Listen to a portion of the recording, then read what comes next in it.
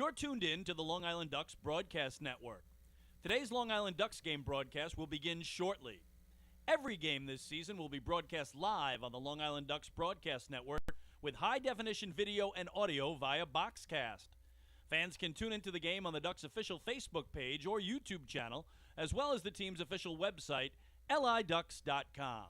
Thank you for tuning in, and stand by for complete coverage of today's game. 2022 individual game tickets are now on sale. Fans can purchase their tickets by visiting the Fairfield Properties Ballpark box office, calling 631-940-TIXX, or going online to liducks.com. Season ticket packages and mini plans are also available. To find out more information and secure your seats, please call 631-940-3825 to speak with someone in the ticket office. Get your business recognized by hundreds of thousands of Long Islanders by taking advantage of the advertising and sponsorship opportunities currently available with the Long Island Ducks.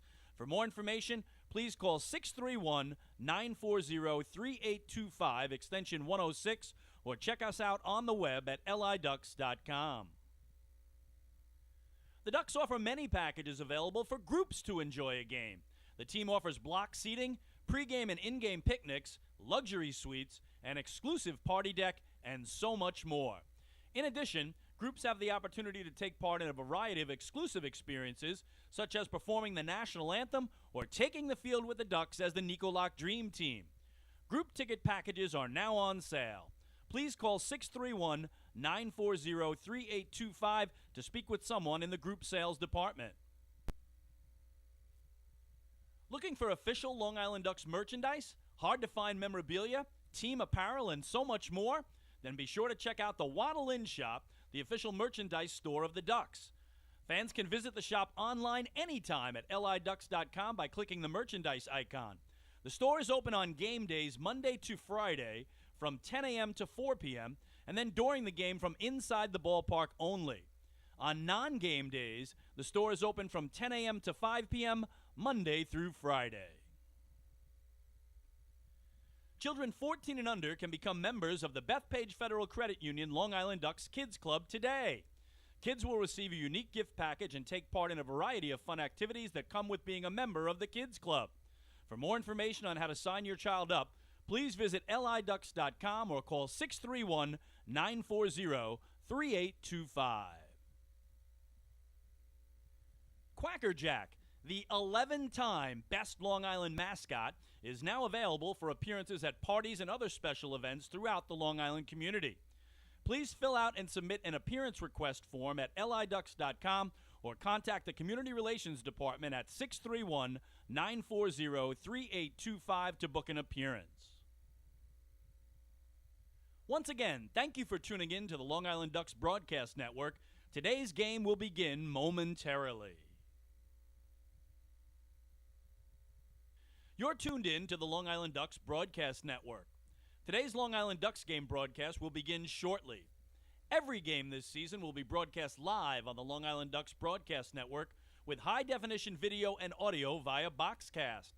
Fans can tune into the game on the Ducks' official Facebook page or YouTube channel, as well as the team's official website, liducks.com. Thank you for tuning in, and stand by for complete coverage of today's game. 2022 individual game tickets are now on sale. Fans can purchase their tickets by visiting the Fairfield Properties Ballpark box office, calling 631-940-TIXX, or going online to liducks.com. Season ticket packages and mini plans are also available. To find out more information and secure your seats, please call 631-940-3825 to speak with someone in the ticket office. Get your business recognized by hundreds of thousands of Long Islanders by taking advantage of the advertising and sponsorship opportunities currently available with the Long Island Ducks. For more information, please call 631-940-3825, extension 106, or check us out on the web at liducks.com. The Ducks offer many packages available for groups to enjoy a game. The team offers block seating, pregame and in-game picnics, luxury suites, an exclusive party deck, and so much more. In addition, groups have the opportunity to take part in a variety of exclusive experiences, such as performing the national anthem or taking the field with the Ducks as the Nicolak Dream Team. Group ticket packages are now on sale. Please call 631-940-3825 to speak with someone in the group sales department. Looking for official Long Island Ducks merchandise, hard-to-find memorabilia, team apparel, and so much more? Then be sure to check out the Waddle Inn Shop, the official merchandise store of the Ducks. Fans can visit the shop online anytime at liducks.com by clicking the merchandise icon. The store is open on game days Monday to Friday from 10 a.m. to 4 p.m., and then during the game from inside the ballpark only. On non-game days, the store is open from 10 a.m. to 5 p.m. Monday through Friday. Children 14 and under can become members of the Bethpage Federal Credit Union Long Island Ducks Kids Club today. Kids will receive a unique gift package and take part in a variety of fun activities that come with being a member of the Kids Club. For more information on how to sign your child up, please visit liducks.com or call 631-940-3825. Quacker Jack, the 11-time Best Long Island mascot, is now available for appearances at parties and other special events throughout the Long Island community. Please fill out and submit an appearance request form at liducks.com or contact the Community Relations Department at 631-940-3825 to book an appearance. Once again, thank you for tuning in to the Long Island Ducks Broadcast Network. Today's game will begin momentarily. You're tuned in to the Long Island Ducks Broadcast Network. Today's Long Island Ducks game broadcast will begin shortly. Every game this season will be broadcast live on the Long Island Ducks Broadcast Network with high-definition video and audio via Boxcast. Fans can tune into the game on the Ducks' official Facebook page or YouTube channel, as well as the team's official website, liducks.com. Thank you for tuning in, and stand by for complete coverage of today's game. 2022 individual game tickets are now on sale. Fans can purchase their tickets by visiting the Fairfield Properties Ballpark box office, calling 631-940-TIXX, or going online to liducks.com. Season ticket packages and mini plans are also available. To find out more information and secure your seats, please call 631-940-3825 to speak with someone in the ticket office. Get your business recognized by hundreds of thousands of Long Islanders by taking advantage of the advertising and sponsorship opportunities currently available with the Long Island Ducks. For more information, please call 631-940-3825, extension 106, or check us out on the web at liducks.com. The Ducks offer many packages available for groups to enjoy a game. The team offers block seating, pregame and in-game picnics, luxury suites, an exclusive party deck, and so much more. In addition, groups have the opportunity to take part in a variety of exclusive experiences, such as performing the national anthem or taking the field with the Ducks as the Nicolak Dream Team. Group ticket packages are now on sale. Please call 631-940-3825 to speak with someone in the group sales department. Looking for official Long Island Ducks merchandise, hard-to-find memorabilia, team apparel, and so much more? Then be sure to check out the Waddle Inn Shop, the official merchandise store of the Ducks. Fans can visit the shop online anytime at liducks.com by clicking the merchandise icon. The store is open on game days Monday to Friday from 10 a.m. to 4 p.m., and then during the game from inside the ballpark only. On non-game days, the store is open from 10 a.m. to 5 p.m. Monday through Friday. Children 14 and under can become members of the Bethpage Federal Credit Union Long Island Ducks Kids Club today. Kids will receive a unique gift package and take part in a variety of fun activities that come with being a member of the Kids Club. For more information on how to sign your child up, please visit liducks.com or call 631-940-3825.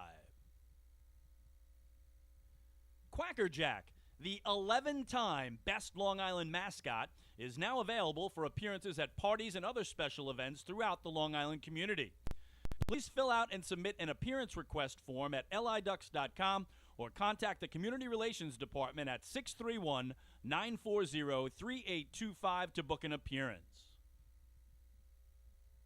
Once again, thank you for tuning in to the Long Island Ducks Broadcast Network. Today's game will begin momentarily. This is Long Island Ducks baseball. Justin Davies at the plate, the winning run at third. Crowd going nuts. Swung on, bouncing ball left side, off the mitt, up third baseman Brad Strauss. Here comes Louis Rodriguez. Justin Davies has done it again. The Ducks are one crack away from the championship. Jason Johnson makes the catch. He makes the catch, and the Long Island Ducks have swept the Camden River Sharks. They are the 2004 Atlantic League champions. Line bunt up the third baseline. Esquivel charging in. They're not going to have a play, and the Ducks are the champions of the Atlantic League here in 2012. Going back is Adam Bailey. He settles under it. He makes the catch, and for a second straight year, the Atlantic League trophy will reside on Long Island. Swung on and missed for strike three. The Long Island Ducks have come to Texas, and they'll be bringing the trophy back home to Long Island. The Long Island Ducks are the 2019 Atlantic League champions. And now it's time for the Long Island Ducks pregame show. Live from Fairfield Properties Ballpark in central Islip, New York, it's time once again for Long Island Ducks baseball. And tonight the Long Island Ducks take on the York Revolution in the opener of a three-game series. Well, hello again, everyone. This is Chris King. I thank you so much for tuning into Ducks baseball tonight around the world at liducks.com, on YouTube and on Facebook, making us a part of your Friday evening entertainment. And the start of the month of July and the start of a big Independence Day weekend. So a lot going on. And the Ducks are celebrating not once, not twice, but three times. Fireworks tonight, fireworks tomorrow night, fireworks Sunday night. That's right, a triple header of fireworks spectaculars for your viewing enjoyment. So still plenty of time to come on out and join us tonight. It's an absolutely perfect night for baseball. Why not get the month of July and your long weekend underway the best way possible, watching the Long Island Ducks take on the York Revolution with a fireworks spectacular to follow this one. Again, both teams coming in off wins. Ducks were in Staten Island last night. They took the rubber game from the Ferry Hawks 4-2. These Revs were in Southern Maryland, and they salvaged the finale of a three-game set in a big way as they blanked the Blue Crabs 13-0. Well, we mentioned the celebration of the weekend. Tomorrow night, the Ducks will actually celebrate the 10th anniversary of their 2012 Atlantic League Championship season. Danny Lyons and Craig Binnick will be on hand throughout the first pitch. They'll join us in the broadcast booth as well. So we thought to get you warmed up for the big celebration, we'd take a look and a listen back at some of the many incredible accomplishments of the 2012 season. So best highlights of that season 10 years ago when we return. Hey fans, this is manager Wally Backman, and you're listening to Ducks Baseball on the Long Island Ducks Broadcast Network. When we see Long Island, we see you. Because at Catholic Health, we know that it's your remarkable lives that breathe life into our island. So at every Catholic Health hospital, practice, and care facility, we're able to provide the highest quality, most innovative care for your body, because our culture cherishes your humanity. Long live Long Island. Take your group out to the game this season and enjoy all the fun of Ducks baseball at discounted prices with the picnic area, luxury suites, party deck, and so much more. Bringing your group to the game will be an unforgettable experience. The Ducks even offer opportunities to sing the national anthem, serve as the Ridgewood Savings Bank color guard, be the Nickolock Dream Team, or put on a pregame performance. To book your outing today, call 631-940-3825 and ask for the group sales department. Long Island Ducks baseball. Good times every time.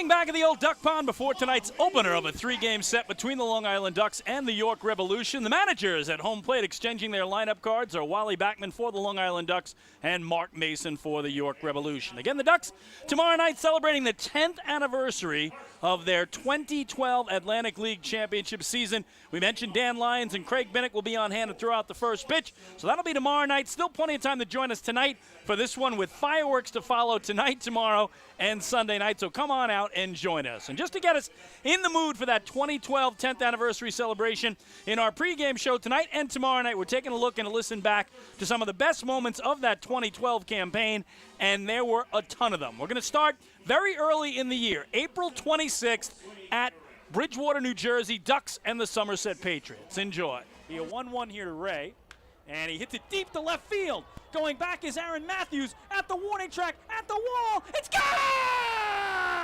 A 2-run homer for Ray Navarrete. His first of the season. He's got his first 5-hit game ever as a Long Island Duck, and that makes it 8-4. He gets the low 5 from Kevin Baez at third, steps on the plate. What a night for Ray. 5 for 5, and he caps it with a 9th-inning homer. Oh, my! Trying to get another here, and Brandon Singh ropes it into center field. Joey Gathright dives, and he doesn't come up with it. It'll roll all the way to the wall. Bryant Nelson trots home from third. Brandon Singh going for third. He might get waved home. Kevin Baez is going to send him home. Here's the throw, the play at the plate. He slides, and he's in there! Brandon Singh, an inside the park home run! And the Ducks have a 2-0 lead. Oh, my! 2-0 here is well hit to right field. Drew Macias going back. Forget it, it's gone! A grand slam home run for Bryant Nelson! And that makes it 12-1 Long Island. He steps on third. Gets the low 5 from Kevin Baez there. Heads towards the plate. He'll step on that. There's Williams, there's Johnson, there's Lyons, who all scored before him. Gets the double high fives. A salami for Bryant Nelson. And the Ducks lead it by 11. Oh, my! Lujan's pitch is well hit to left center field. That will do it. It'll go to the wall. Wilberto Ortiz will trot home from third, jump on the plate. He is mobbed in a sea of orange jerseys. Now they go get Craig Binnick on the infield grass as Binnick's hit wins it here in the bottom of the 11th. 2-1, the Ducks sweep the series from the Camden River Sharks and pick up their first waddle-off win of 2012. His 2-2 is chopped back, dopped down by the second baseman Dan George, throws wide to the plate, Esquivel scores! And the Long Island Ducks have won it 4-3, their second waddle-off win of the season. They are mobbing Sean Williams, who has the game-winning hit. They sweep the Somerset Patriots, and they go to 9-0 here at the Duck Pond. What an ending. Williams chopped one towards second. Dan DeGeorge, the second baseman, dove to his right to knock it down, threw wildly home from his knees. Esquivel slid in, and the Ducks have themselves an incredible 4-3 victory here this afternoon. Adam Thomas's first pitch is in the air to right center field. Scott Grimes coming in running. He won't get it. It drops in.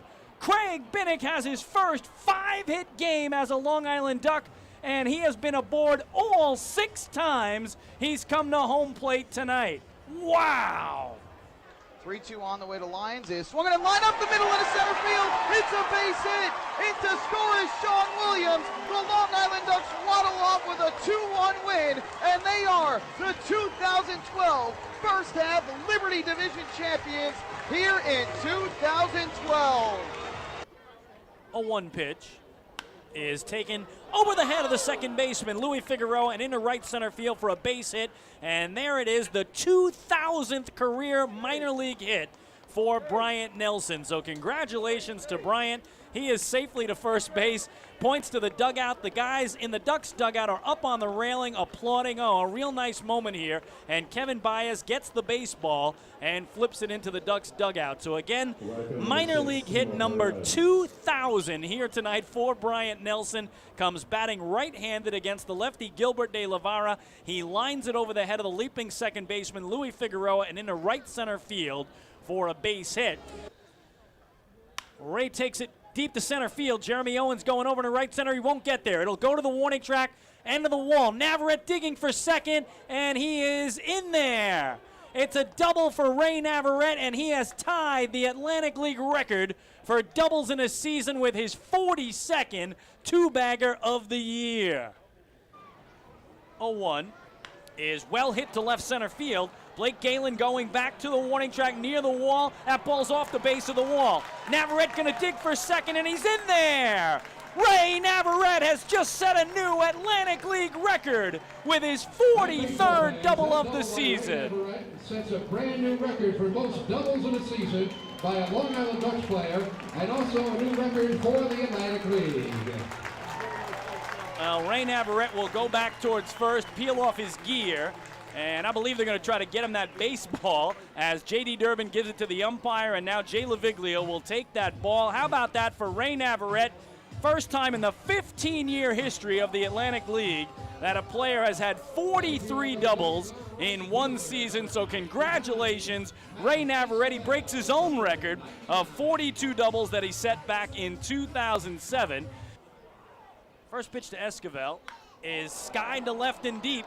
Blake Galen going back to the warning track, to the wall, leaping up, and that ball is gone! A three-run homer to left from Matt Esquivel, his third of the season, and that will blow this one open. It is 8-1 Long Island. Gets the low five from Kevin Baez at the plate, makes his way home. Fist knock with Mitch Canham, another one from Ray Navarrete. Timo Perez gives him some. 99 with another bomb, and it's 8-1 Long Island. 2-1 is well hit to left field. Joe Ashbrodeen backing up, still back at the track, reaches up, and he made the catch. What a catch by Brodeen, and that will do it. The Ducks have themselves an 8-1 victory, and in his 5th season as a Long Island Duck, 40-year-old Chris McCoy has his first complete game ever as a professional pitcher. They will form the victory handshake line across the infield, but what a season debut for Chris McCoy. The complete game 8-1 victory. He allows just 1 run on 4 base hits. He walked 1 and struck out 5 to pick up his first win of the season as a Long Island Duck. So there you have it, just some of the many highlights of the 2012 season as we went in the Wayback Machine 10 years. Again, tomorrow night, Ducks will celebrate that championship with Dan Lyons and Craig Binnick from that team on hand. Well, the current flock have taken the field. We'll take a break, and when we come back, the starting lineups and the first pitch of tonight's ball game. It's next. Don't you go anywhere.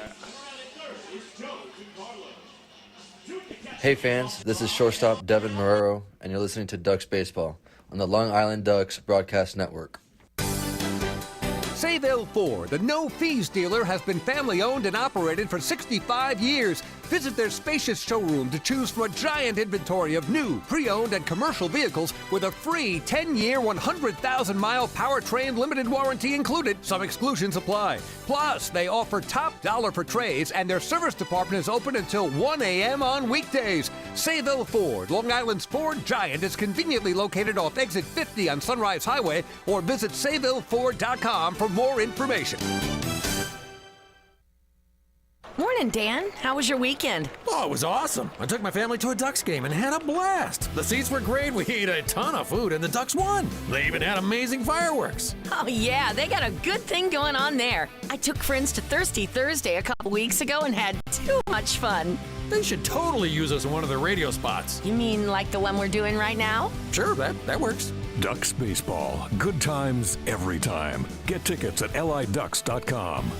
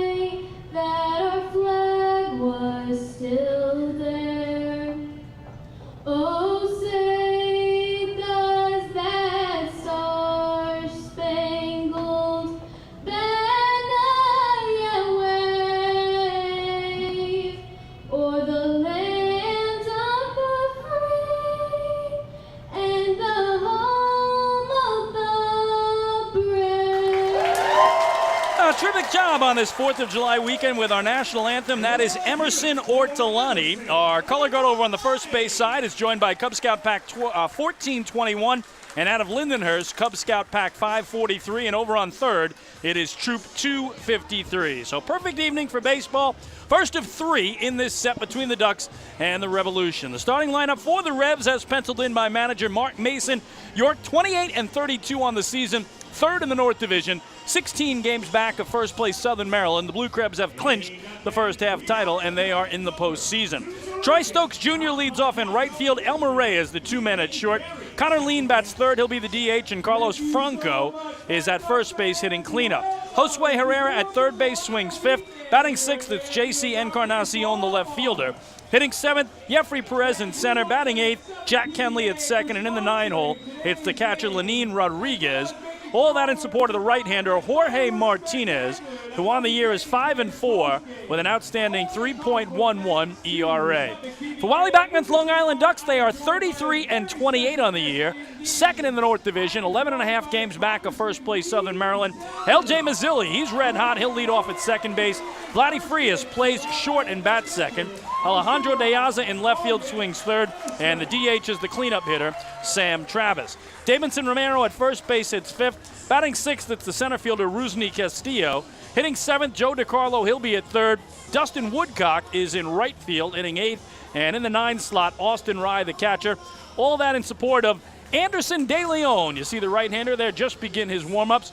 He's the 25-year-old who was born in Brooklyn, went to John Adams High School in Ozone Park, Queens. He stands 5'7", 150 pounds. And for De Leon, his 16th game of the year and his 9th start. He started the season out of the bullpen working 7 times there, and then Wally Backman turned him into a starter, and he has been terrific. Overall numbers for De Leon, a 3-1 record and a 3.49 earned run average. That is the 6th best ERA in the Atlantic League. In 56 2/3 innings, he's only surrendered 45 hits. He's walked 21, and he struck out 47. He's 4th in the league in whip at 1.16, and his .211 opponent's batting average is the 3rd lowest in the entire Atlantic League. So we are expecting a terrific pitcher's duel between these two right-handers. Again, De Leon for Long Island and Jorge Martinez for the Revs. In fact, both pitchers are top 6 in the league in ERA, in whip, and an opponent's batting average. So we're expecting a gem of a ball game on this perfect July 1st evening. Sunshine, blue skies. Right now a strong breeze blowing across from right to left, so that should help the right-handed power hitters try to get something out of the park. And the Ducks and Revs hook up here for the 7th time overall this year. Ducks have won both of the previous series. Both have gone to a rubber game, and the Ducks have taken it both times. They've won 4 of the 6 games between the two teams. So here's the leadoff man and right fielder from the right side, Troy Stokes Jr. And he takes Anderson De Leon's first pitch outside for ball 1. So 6:38 is what they say for our start time, and there's a strike to even it up. Start temperature of the game is 80 degrees. So 80 degrees. Going to heat up even more, I think, as the weekend goes along. The 1-1 here to Stokes Jr. is it back up the middle and through into center field. So the speedy leadoff man is aboard here for the Revs to open the contest. Stokes leads them with 21 stolen bases. He's only been caught twice, and the 21 steals are 4th most in the Atlantic League. So the Ducks will keep an eye on Stokes Jr. at first. As holding him on there, Davidson Romero. He's joined by L.J. Mazzilli at second, Vladdy Frias at short, Joe DiCarlo at third. Alejandro De Aza in left, Rusney Castillo in center, Dustin Woodcock in right. Austin Rye doing the catching here for Anderson De Leon. Anderson checks over his left shoulder. Stokes Jr. already at the cutout, as here's Elmer Reyes at the dish. And the first pitch to him is low and away for ball 1. Our home plate umpire is Derek Moshe. He's joined by Leon Crusett at first, and Silvio Martinez around at third. Just a perfect night for baseball, and that breeze with the 80-degree temperature has got to feel so good to everybody that's here, and still plenty of time to come on out and join us. We got the game and a fireworks spectacular afterwards. De Leon misses low and in, and it's 2-0 on Reyes. On the year, hitting .323. 2nd best average on the Revs, 4th best in the Atlantic League. 6 homers, 42 runs batted in. And what these Revs have done of late is pile up a ton of offense. Give you the numbers in a second. The 2-0 is outside for ball 3. In their last 3 wins, the Revs have scored 45 runs. That's right. 19 in one game, 13 in another, and again 13 last night in Southern Maryland, where they blanked the Blue Crabs 13-0. 3-0 is down and away, so a 4-pitch walk. Not the start De Leon of the flock we're looking for. First 2 men reach.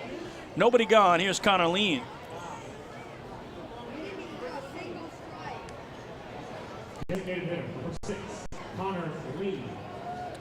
Lean hitting .295, 10 homers. That's second on the team. 36 runs batted in, but he has been red hot with the long ball of late. Had a homer last night in Waldorf, Maryland, against his former team, and has 8 homers in his last 15 games. So Anderson De Leon in immediate trouble with 2 on, nobody out. Nice slider, getting the outside edge of the knees for strike 1. Both teams playing good ball of late. Ducks have won 4 of 6. Revs have won 5 of the last 7.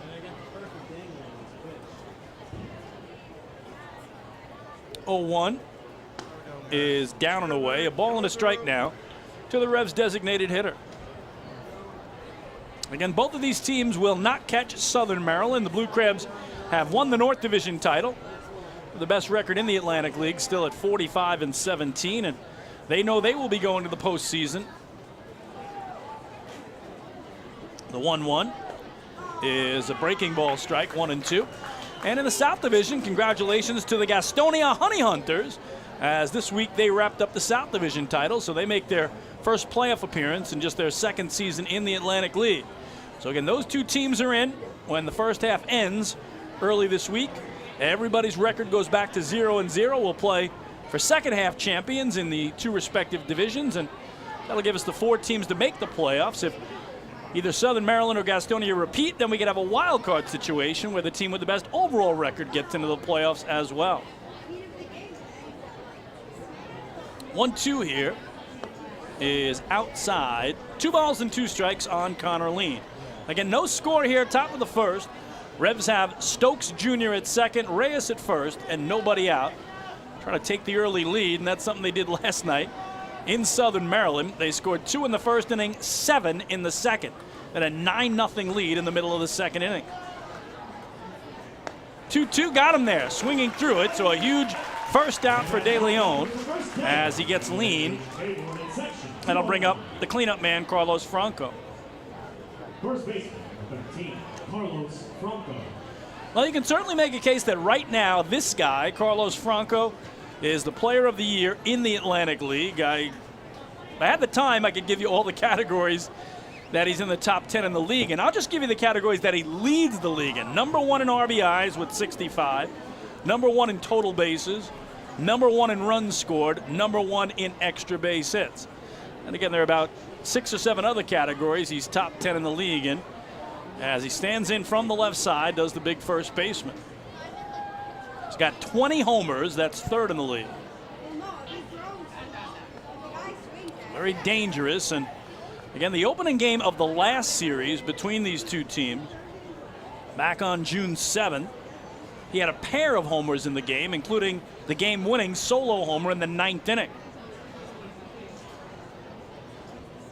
Takes ball 1. And now De Leon's 1-0 is in there, 1 ball and 1 strike. Franco also approaching a bunch of team records. Those 20 homers have him 1 shy for the team's home run record in the first half of a season. Telvin Nash, who was the Atlantic League Player of the Year back in 2019 for the Revs, had 21 first half homers. So Franco's next homer will tie a franchise record if he gets it in the first half. 1-1 is a strike, nicely placed on the outer half. It's 1-2. And he's also reached base in an incredible 42 straight games coming in tonight. He is 3 shy of the franchise record there, set by Nate Espy back in 2007. So he's got a good chance to rewrite a lot of the Revs record books, and talking about a franchise that's celebrating its 15th anniversary season this year. What a year for Franco. He'll get a 1-2 here. And that outside, 2 balls and 2 strikes. So Anderson De Leon being very, very careful with Carlos Franco. Again, right now, your odds-on favorite for Atlantic League Player of the Year. .320 batting average, 6th in the league, 3rd in homers with 20, 1st in RBIs with 65. 2-2 is a call, 3rd strike. Boy, he thought that was low and in. And he's got words for home plate umpire Derek Moshe. So back-to-back strikeouts for Anderson De Leon after giving up the leadoff single followed by a 4-pitch walk. So can he wiggle out of this jam? Again, Stokes Jr. at second can fly. Elmer Reyes, the runner at first. And now the 2-out hitter, Josue Herrera, the third baseman in the 5-hole from the left side. Long stare in by De Leon. Comes set, staring at Stokes Jr. at second. This one smacked into center field for a base hit. Stokes Jr. will turn third and score. It's an RBI single for Josue Herrera, and the York Revolution jump on top here, 1-0 in their half of the first. Well, first pitch he saw he liked. Herrera dumps it into center field for his 29th run batted into the season. And York, just like last night in Southern Maryland, score in the first inning to take the early lead. Elmer Reyes stopped at second. Herrera, the runner at first. 2 away for J.C. Encarnacion, the left fielder, from the right side, batting 6th tonight. And there's a strike. Encarnacion, the team's leading hitter at .345, 6 homers, 29 runs batted in. And he's coming off a monster game last night in that 13-0 win over the Blue Crabs down in Waldorf, Maryland. 0-1 is inside, 1 ball and 1 strike. Last night he went 3 for 5, a pair of doubles, a run scored, and 3 runs batted in. And that kind of made up for the fact that he went 0 for 8 in the first 2 games of that series against the Blue Crabs. So he made up for it in one night and one night alone.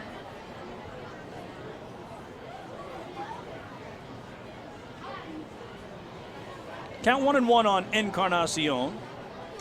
And that off the glove of Rye and to the backstop, and both runners move up a base. That looked like a cross-up. So it'll probably be a pass ball on Austin Rye. And now 2 runners in scoring position, and of course taking away the force at second or third.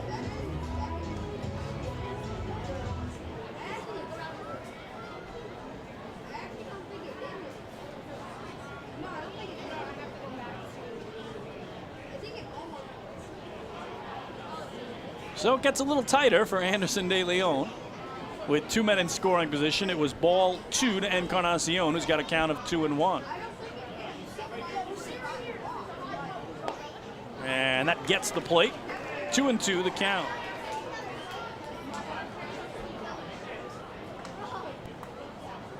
So Reyes at third, Herrera at second.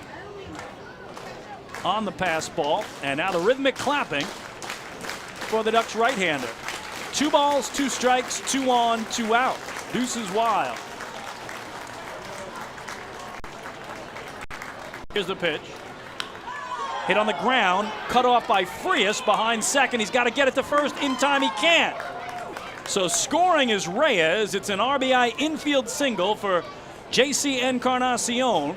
And that pass ball looms large because otherwise Frias could have got the out at second base very quickly. Instead, he had to make the throw to first, and he couldn't get it there before Encarnacion reached the bag. It's 2-0 Revolution.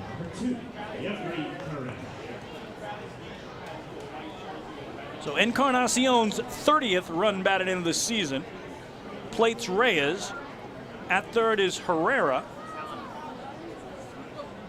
Encarnacion at first, so runners at the corners, 2 away for the 7-hitter, Jeffrey Perez. He plays center field and is a switch hitter, batting left here against the right-hander.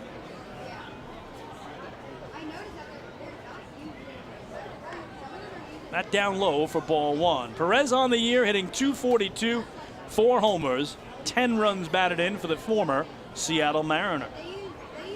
So good start for the Revs. We mentioned last night in Waldorf, Maryland, they had 2 in the first inning and then put up a 7th spot in the second. They've got 2 here already tonight in the first and are hoping to add more. That one fouled away near the on-deck circle where Jack Kenley's getting loose.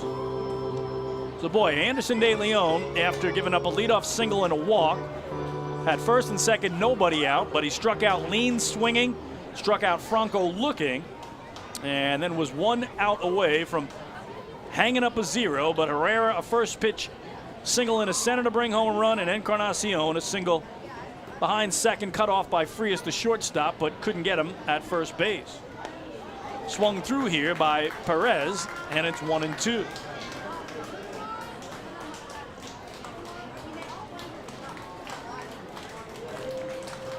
So the crowd once again getting behind Anderson De Leon, the New York City native, again born in Brooklyn, went to high school in Ozone Park, Queens. Very long first inning for him. He's hoping to get his team to the dugout. The 1-2 pitch.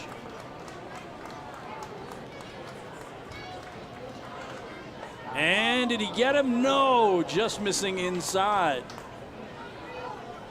Unofficially 27 pitches now to try to get through the top of the first, and he's not through it yet.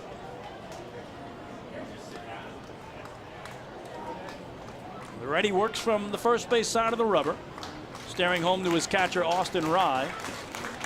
And once again, a good-sized Friday night crowd on this holiday weekend, July 1st, starting the month off the right way. Hoping they can see him get this final out of the top of the inning. 2-2. Well hit. Right center field. The right fielder Woodcock going over. He won't get there. It's off the track and bounces over the wall. So that's actually a break for the Ducks. It's a ground rule double. Only 1 run will score. If it stayed in the park, most likely 2 would have scored with everybody running on contact with 2 outs.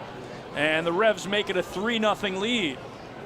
So a break certainly for Long Island there.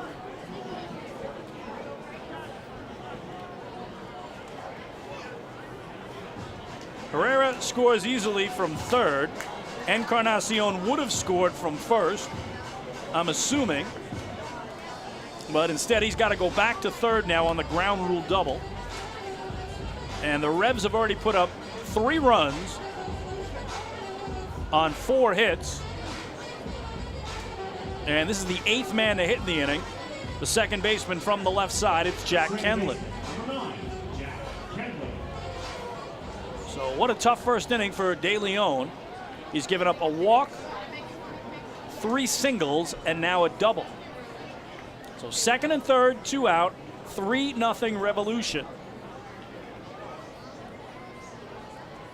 And that one line to the shortstop Frias to retire the side. But not before the Revs send 8 men to the plate. They score 3 runs on 4 hits. There was a walk, and they leave a pair. Middle of the first inning tonight here at Fairfield Properties Ballpark in Central Islip, New York. It's the York Revolution 3 and the Long Island Ducks coming to bat. Hey fans, this is infielder Elgin Mazzilli, and you're listening to Ducks Baseball on the Long Island Ducks Broadcast Network. Planning your next party or looking for a caterer that will handle all of your needs? Hidden Gem Cafe has got you covered. From setup to service to cleanup and amazing food that is sure to be talked about, they can do it all without breaking the bank. Hidden Gem knows that each event is unique and strives to design a specialized menu for each event. Call the Hidden Gem Cafe for your next party at 631-390-5912 and be sure to follow them on social media too at the Hidden Gem Cafe for ideas and information. Can't get enough of the Long Island Ducks? Well, now you can get even more inside info on your favorite hometown team through Facebook and Twitter. The Ducks are constantly updating fans through social media with scores, transactions, ballpark promotions, and much more. You can even win great prizes. All you'll need to do is make a free account on Facebook and Twitter, and then visit us at facebook.com/LIDucks and twitter.com/LIDucks. Think you're Long Island's biggest Ducks fan? Get connected now.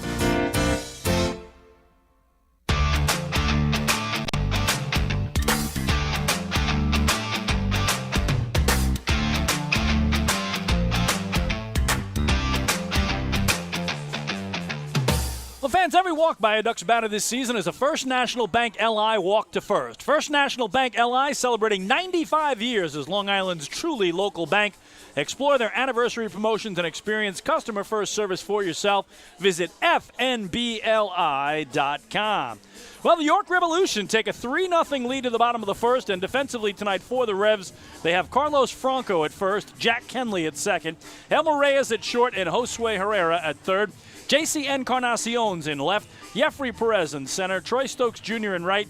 Catching is Lenin Rodriguez, and on the hill, the 39-year-old right-hander, born in Cuba, currently calls Miami, Florida his home. He stands 5'11", 215 pounds. It's Jorge Martinez, making his 12th appearance of the year. All of those starts, a 5-4 record, and an outstanding 3.11 earned run average. Second best ERA in the league.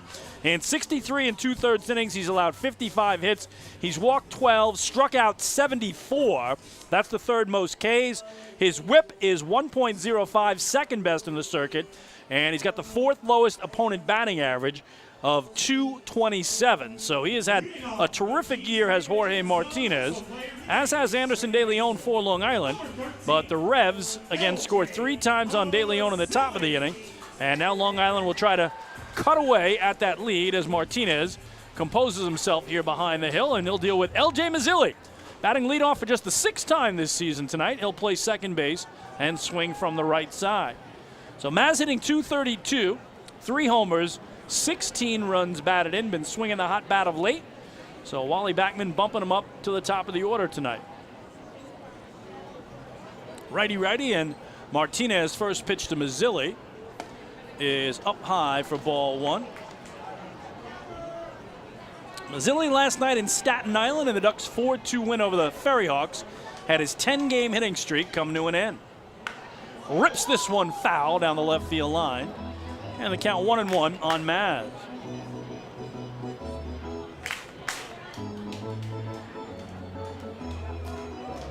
So again, the Ducks this week we're in Staten Island to take on the Ferry Hawks. Ducks won the first game Tuesday night 1-0. Ferry Hawks won Wednesday's game 5-1. The Ducks took the rubber game last night, 4-2, scoring all 4 runs in the top of the 4th.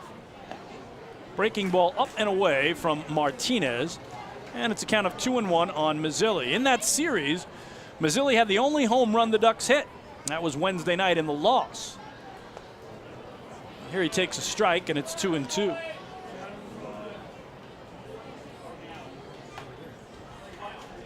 Winning on deck, Vladdy Frias, followed by Alejandro De Aza, top of the order for Wally Backman tonight. 2-2, check swing, they appeal. Leon Crusette at first says he held up, and the count full on LJ. The Ducks need some base runners here, trailing by 3 the first time they come to the plate. The payoff. Pop foul behind home plate, and we'll do it again.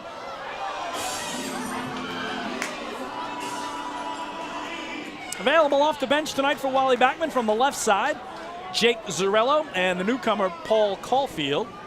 From the right, it's Lou Ford and Johnny Turbo. Caulfield a little banged up in last night's game in Staten Island, a little hyperextended elbow. That's why he's not in there tonight.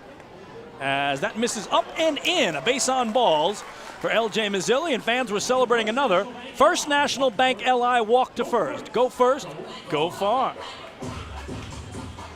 Wally Backman telling me the plan is to make Caulfield the everyday leadoff hitter.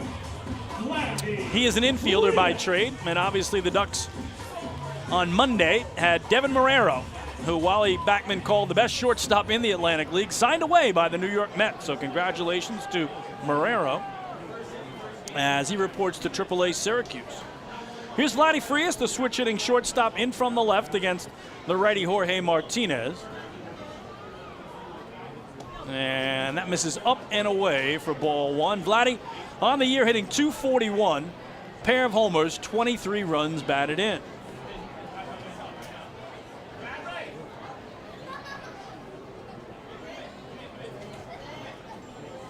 Throwing over is Martinez. Mazzilli back, and Something happened to L.J. Mazzilli Tuesday in Staten Island that hadn't happened in the last 2 years. He was caught stealing.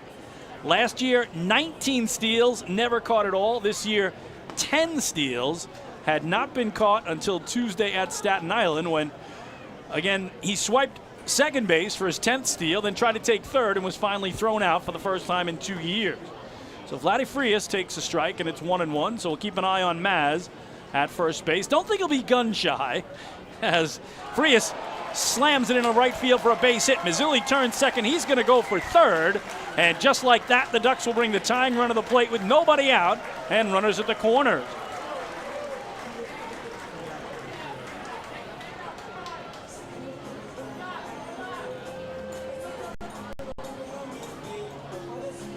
So, very similar start for the Ducks that the Revs had in their half of the inning. Revs got a single and a walk out of their top two guys. Ducks get a walk and a single.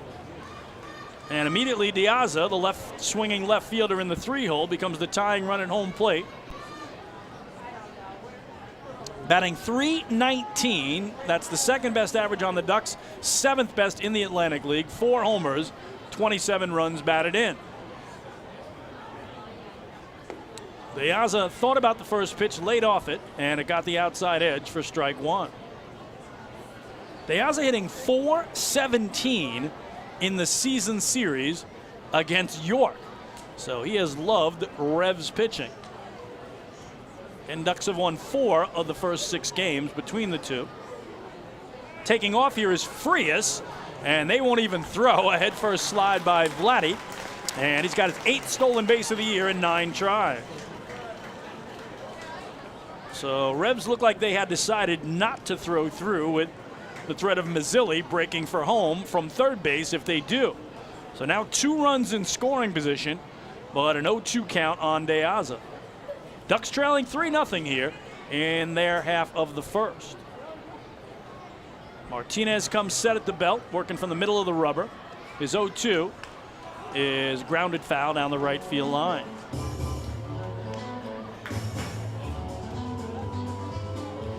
Lou Ford talking it over at third with L.J. Mazzilli, the Ducks hitting coach.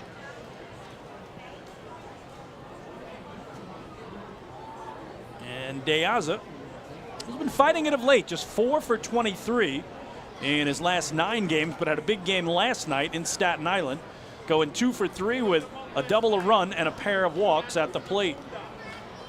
0-2, jackknifes out of the way of it, in at his knees. It's ball 1. Waiting on deck, the cleanup man and DH, Sam Travis. And so far, the first 2-3 game series between these teams, both played on Long Island, have followed a similar pattern. These two teams opened the season against each other here on April 22nd. Revs won the first game of the series. Ducks won the next 2. 1-2 here is punched into center field for a base hit. Mazzilli will score. It's an RBI single for Alejandro Diaza, and the Ducks are on the board. They trail it 3-1. So Diaza stays hot, following up that big game last night. Still nobody out, and here's Sam Travis. Designated hitter, number 26, Sam Travis. For Diaza, run batted in number 28 on the year. He's at first. They held Frias at third with nobody out. And now the tying run's aboard. Ducks trailing 3-1. And here's Sam Travis from the right side. Travis, the Ducks' leading hitter at .323. That's the 5th best average in the Atlantic League. He's got 8 homers to lead the flock. Also tops on the team in runs batted in with 52. That's the 4th most in the league. So this is the guy the Ducks want at the plate in this spot. Tried to check his swing, went around, says home plate umpire Derek Moshe. And it's strike 1 on Sam Travis. So Mazzilli scores the run, makes it a 2-run deficit. Vladdy Frias at third, Alejandro Diaza at first. Diaza, good-sized lead. He's at the cutout. 2 steals in 3 tries. He takes off, and the throw down is not in time. So Ducks with a pair of stolen bases here in the opening inning, and now a base hit could tie this game.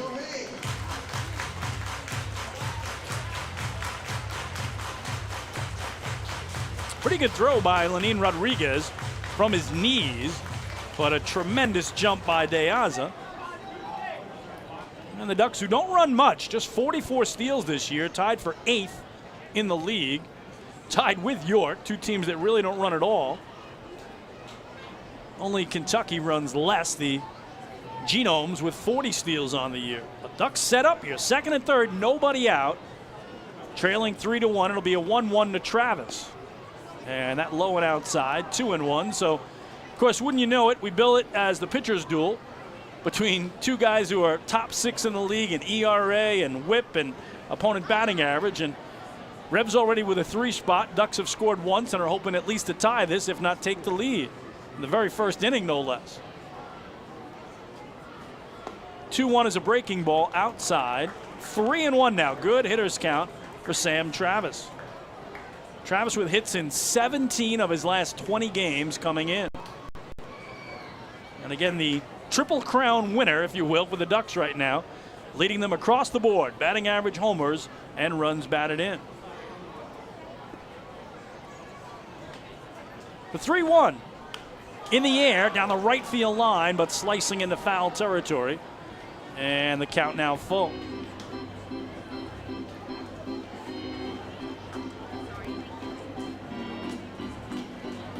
So both pitchers came in with ERAs of just over 3. Trouble in the opening inning. De Leon gives up 3. Martinez here has given up 1, but Ducks have 2 more in scoring position with nobody out. The payoff, just inside ball 4. The bases are loaded. So we're celebrating another First National Bank LI walk to first, go far. Go first.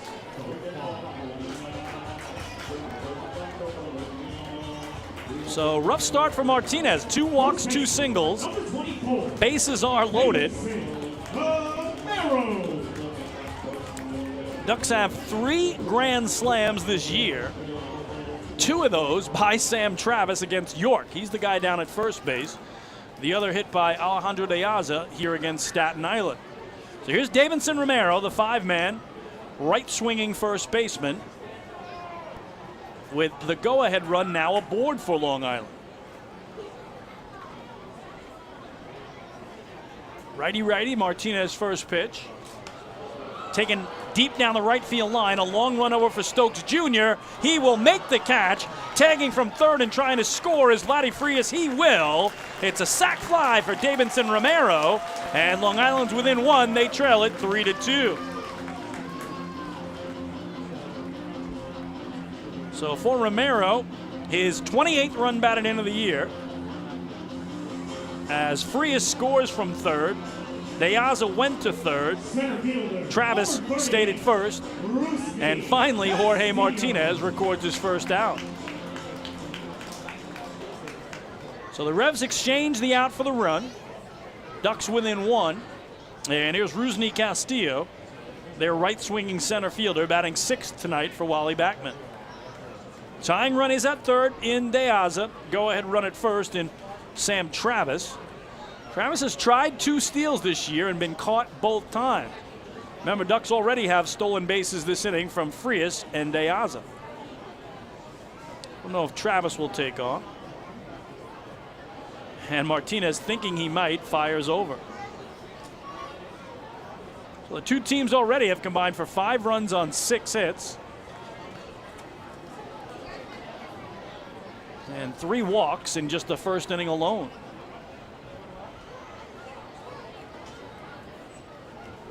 First pitch to Castillo is a beautiful breaking ball strike. 0-1 on Rusney, who's batting .287, 5th best average on the flock, 3 homers, 22 runs batted in, but in a bit of a slump himself, just 1 for 14 in his last 5 games. There's a ball, 1-1 on the Ducks center fielder. What a perfect evening for baseball. Ballpark really filling up, and it just has that buzz to it on big holiday weekends, and it's got the buzz already here. It really does. Another toss over to first. Little lollipop there from Martinez to bring Travis back. Again, fireworks following tonight's game. come on out, join us. We still got a long way to go. Started this game over a half hour ago. We're still in the first inning as both teams are piling up the runs. 1-1 here. He waited on the breaking ball, but was still late. And it's 1-2. So again, fireworks tonight. Tomorrow night we celebrate the 10th anniversary of the 2012 championship season and have a post-game fireworks spectacular. And then please note Sunday is a little bit later start, 6:35, because we got fireworks following that one as well. So you want fireworks? We got fireworks. Ducks are hoping to provide them on the field as well. And another throw over as Martinez very concerned with Sam Travis here after watching Frias and De Aza swipe second on him already this inning.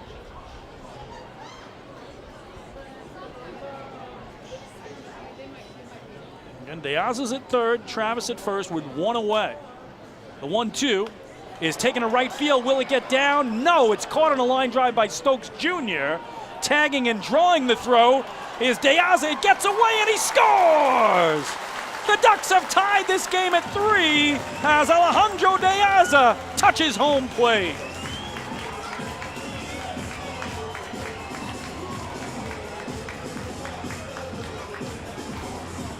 Third baseman, number 2, Joe DiCarlo. So for Castillo, RBI 23 on the year. And we're back to square one. 3-3 the score as Sam Travis stays at first. Is a 2-out hitter for Joe DiCarlo.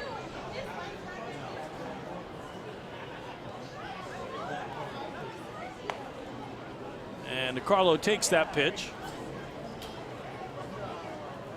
Off the plate for ball one. Joe on the year hitting .304, third best average on the flock, a homer, and 24 runs batted in.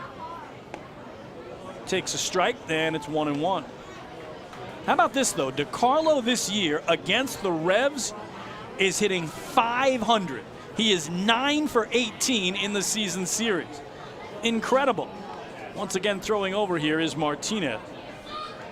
So Joe DiCarlo, and even .500 when facing Revs pitching. And again, the Ducks have won 4 of the first 6 games.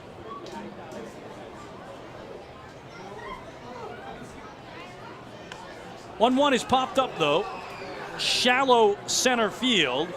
It is the second baseman, Ken Lee, drifting back to put it away and retire the side. But not before the Ducks score 3 runs on 2 hits. There were 2 walks, and they leave 1. To the second we go in CI. It's the Revs 3, the Flock 3. Hey fans, this is pitcher Bennett Perry, and you're listening to Ducks Baseball on the Long Island Ducks Broadcast Network. PSCG Long Island wants you to know how to save energy and money in your home. Did you know energy-efficient appliances can use up to 25% less energy? Here's how to save. PSCG Long Island offers money-saving rebates when you purchase Energy Star appliances. Discover how a little energy efficiency know-how can mean savings in your home. Find more energy efficiency tips, tools, and money-saving rebates at pscgliny.com/save money. Want an awesome birthday without all the hassle? Book your Kona Ice birthday party with the Ducks today. 2 brand new packages are now available, including our exclusive game room suite. Along with enjoying an exciting Ducks game, your birthday child and his or her friends will have a blast playing video games on Nintendo Switch, Xbox, and PlayStation 4 in their very own private luxury suite. Plus, they'll be treated to food, beverages, snacks, and much more. Kona Ice birthday parties with the Long Island Ducks, the party of a lifetime.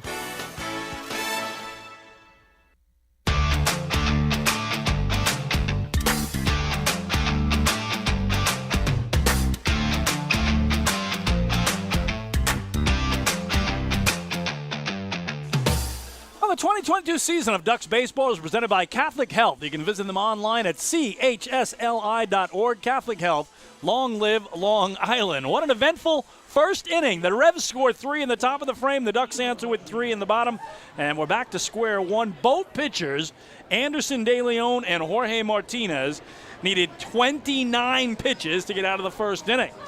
So we'll see how they fare in the second, as here is the 9-hitter, the only one not to hit for the Revs in their half of the First inning, Lenin Rodriguez taking strike one, and now grounding it the other way to second. Mazzilli waits for it, sidearms to Romero at first, and there's one away.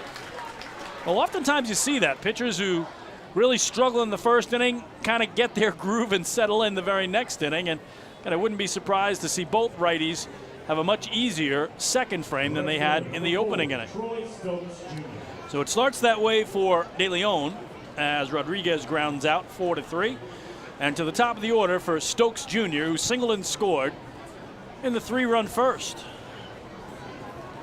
Stokes Jr. in a .258, 7 homers, 35 runs batted in for the former Pittsburgh Pirate. Played for the Pirates 8 games last year. Takes ball 1 from Anderson De Leon.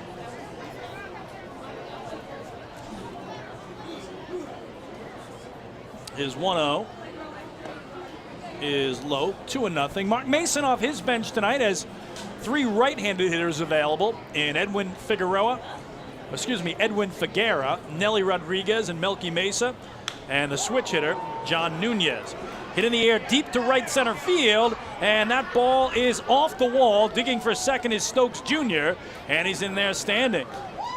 So single-double for Stokes Jr. to open his night, and the go-ahead run in scoring position with 1 away. Shortstop, number 23, Elmer Reyes.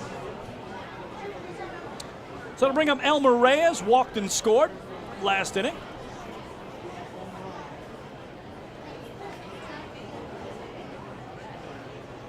Reyes swinging the hot bat of late, has hits in 9 of his last 10 games, including 8 multi-hit contests in that run. So many of these Revs have gotten hot of late, and be a tough task all night long for Anderson De Leon, who starts him out with strike 1.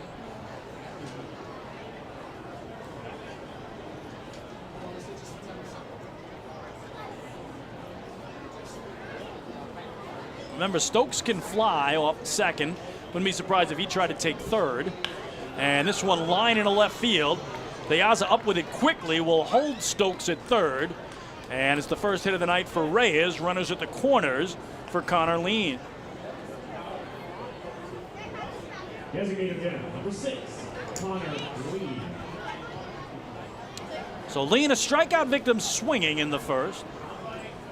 As the Revs now a deep fly ball away from retaking the lead with Stokes Jr. in all that speed 90 feet away at third base.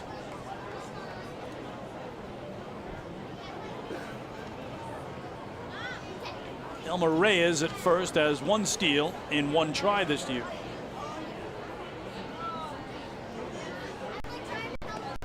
Down and away misses De Leon for ball 1.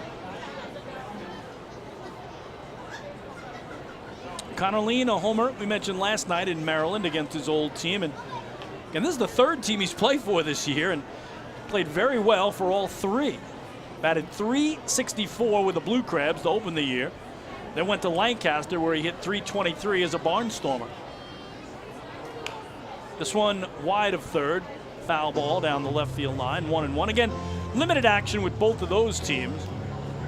And then as a Rev, he's hit .282. So you put it all together, .295 average.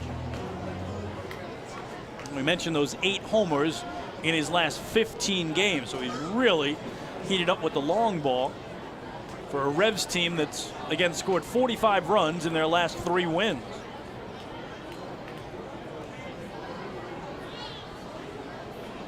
Coming off a 13-0 win last night in Southern Maryland against the Blue Crabs. 1-1 is ripped down the left field line, and that is a fair ball. So Stokes Jr. will score. Digging for second is Lean, and he's in there with an RBI stand-up double. Revolution back on top, 4-3. Might have gone right off the chalk of the left field line. So for Connor Lean, his 37th run batted in of the season.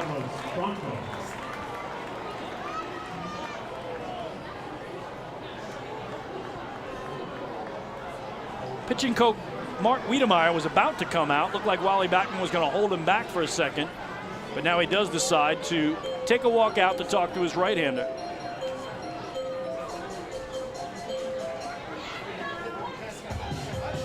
So Revs 4-3 lead. Reyes at third, Lean at second. After getting that ground ball out off Rodriguez bat to open the inning, De Leon's now given up a pair of doubles and a single. So the Revs already with 7 hits in the game, as Wiedemeyer makes it a quick discussion on the hill with the flock, and we'll head back to the home dugout. Revs had 17 hits last night in that 13-0 pasting of Southern Maryland. And when you can go into Regency Furniture Stadium and win it all, that's saying something. The Blue Crabs 27-6 this year at home. So that was only their 6th home loss all year in 33 games down in Crustacean Nation. Here is Carlos Franco. That might have been what this discussion's about, as he is oh so dangerous. De Leon struck him out looking in the first inning, and here he pulls it foul down the right field line.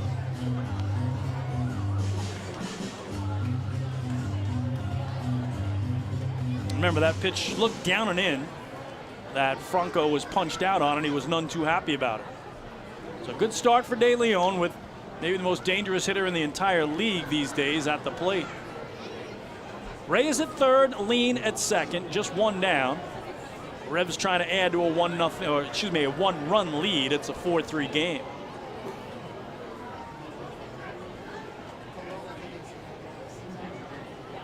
Oh, 1. Good block down low by Austin Rye, a ball and a strike. Franco's batting average overall this year, .320. 6th best in the league, but against the Ducks in the season series, he's only hit .182. He did have that monster game here on June 7th when he had a pair of homers, including the game-winning homer in the 9th inning, but average-wise, the Ducks have really done a good job to hold him at bay.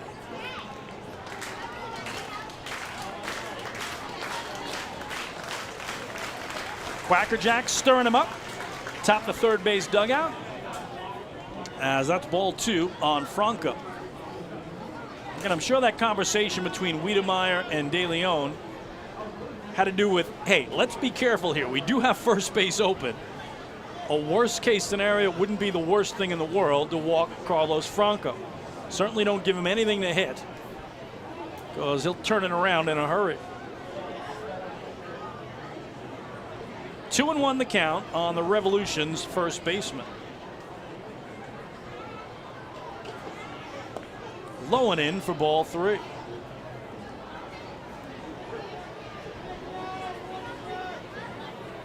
And Franco brought in a 5-game hitting streak, but a 42-game on-base streak, just 3 shy of the franchise record. Hitters count for him, 3-1.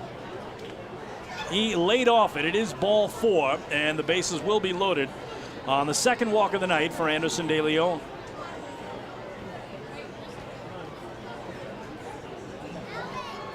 So that might have been by design. And here's Josue Herrera. Went after the first pitch he saw last inning, smacked it into center field for an RBI single, and also scored himself. So the Revs have Reyes at third, Lean at second, Franco at first for their 5-man, Herrera at the dish. Another jam for De Leon. First pitch swinging again, but this time doesn't connect. It's strike 1.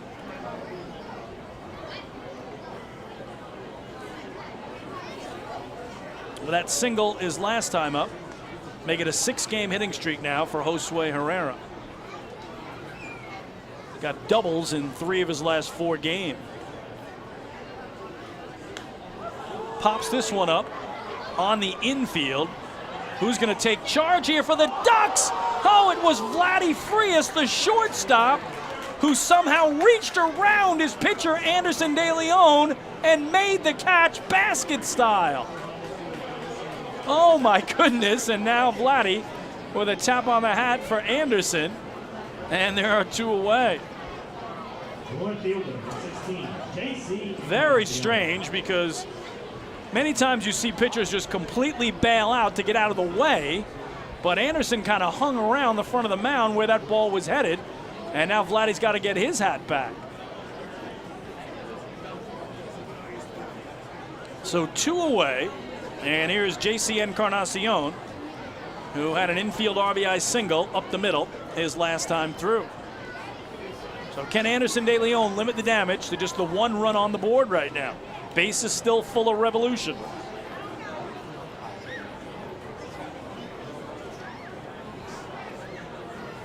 A wide open stance for the left fielder from the right side, the first pitch. Outside with no place to put him, it's ball 1.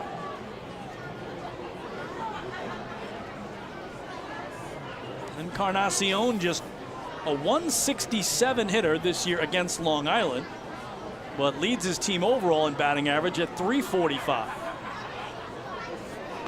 There's a strike to even things up. So again, some of the best hitters average-wise for York this year have struggled when facing Long Island.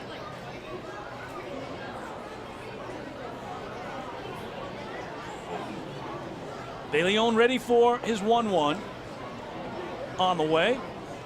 And good block by Rye, sliding to his right, ball 2.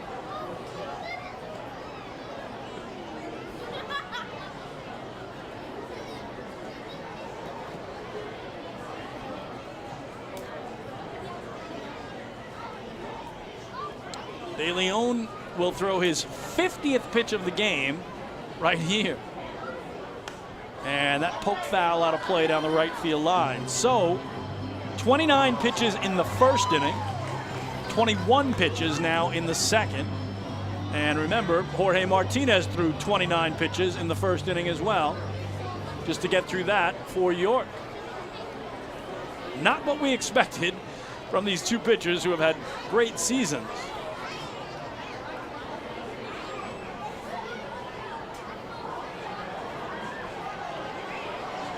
Here's the 2-2, and that laced into left field for a base hit.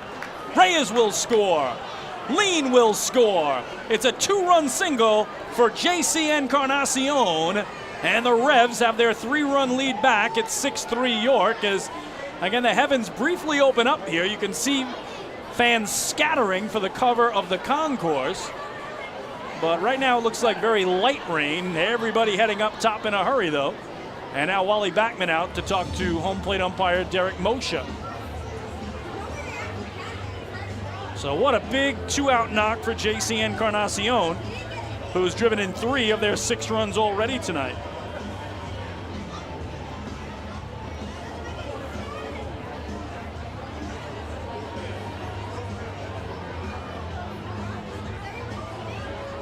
And that's going to be it for Anderson de Leon. He cannot get out of the second inning after surrendering 6 runs on 8 hits and is still responsible for the 2 men aboard. We got our first pitching change of the game here, middle of the second inning, with the York Revolution leading the Ducks 6-3. Hey fans, this is manager Wally Backman, and you're listening to Ducks Baseball on the Long Island Ducks Broadcast Network.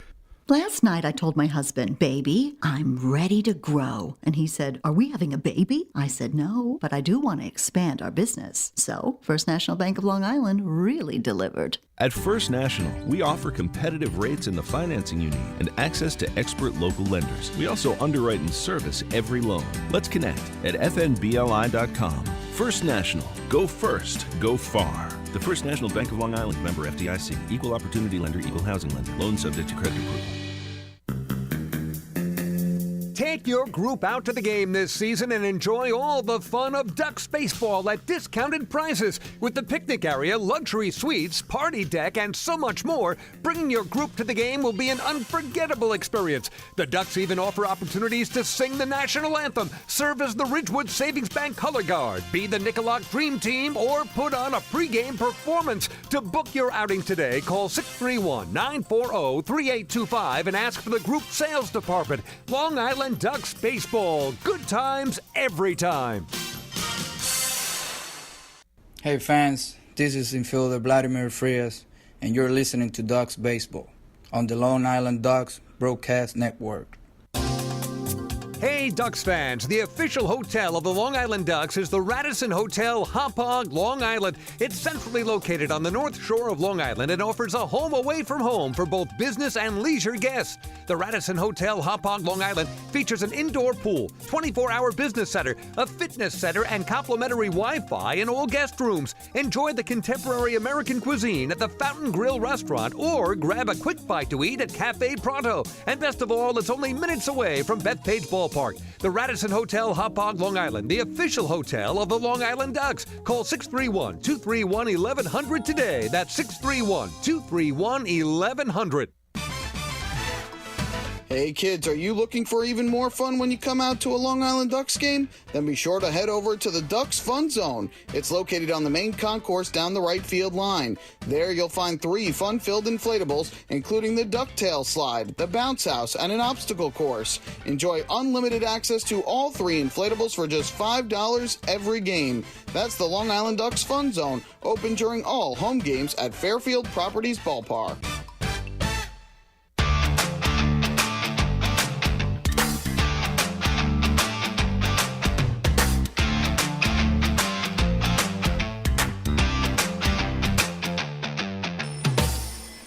Well, Molly Backman having to go to the bullpen here in the top of the second with York leading it 6-3. He brings in the left-hander Cody Beckman. And, of course, with the modified double-hook DH rule in the Atlantic League this year, because his starter came out without working 5 innings, he does lose his DH.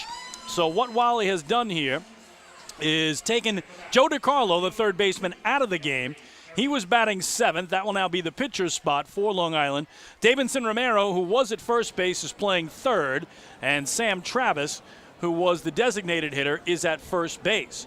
So it'll bring up Jeffrey Perez, who doubled to drive in a run in the 3-run first. He's got runners at first and second with 2 away.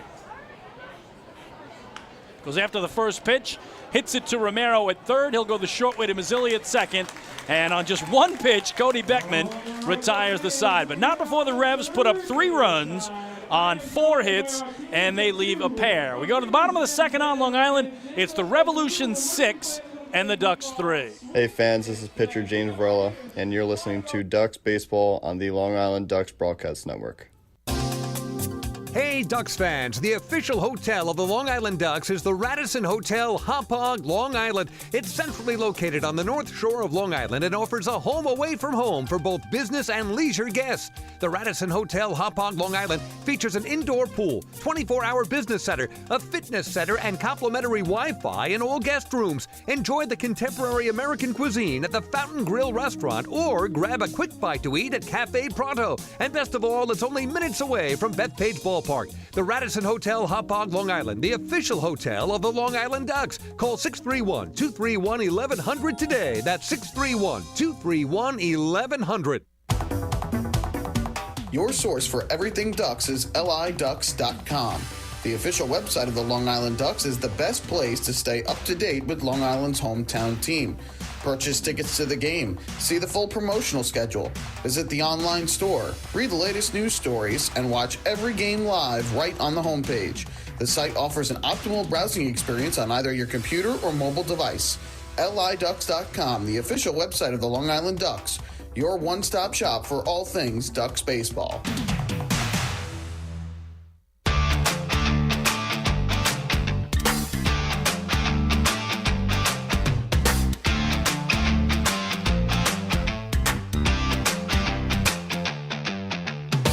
All right, Duck fans, we got you covered for the 4th of July weekend. We got fireworks tonight. Tomorrow night, the 10th anniversary celebration of the 2012 Atlantic League champions with heroes of the playoffs that year, Dan Lyons and Craig Binnick on hand and throughout the first pitch. Ducks 2012 championship posters go out to the first 1,000 fans and a post-game fireworks spectacular. And then Sunday, 6:35 start, beach balls to the first 1,000. Fireworks spectacular follows that one. So the bottom line, fireworks tonight, fireworks tomorrow, fireworks Sunday. Get your tickets to the Fairfield Properties Ballpark box office online at liducks.com. Over the phone, 631-940-TIXX. We go to the bottom of the second. Already 9 runs scored in this game. 6 for the Revolution, 3 for Long Island, as their righty Jorge Martinez to face Dustin Woodcock, the 8-man in the flock order. and he takes ball one. Woodcock batting .275, 5 homers, 22 runs batted in. 1-0 is well hit to center field. Jeffrey Perez going back near the track, reaching up, and he made the catch. What a grab! Just in front of the warning track in dead center field by Jeffrey Perez to rob Dustin Woodcock of an extra base hit.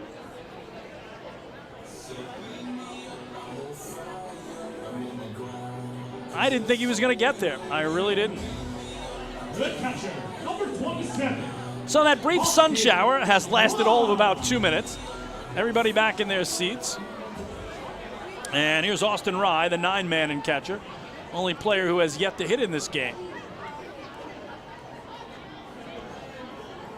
Jorge Martinez, first pitch. Foul back over the netting for strike one.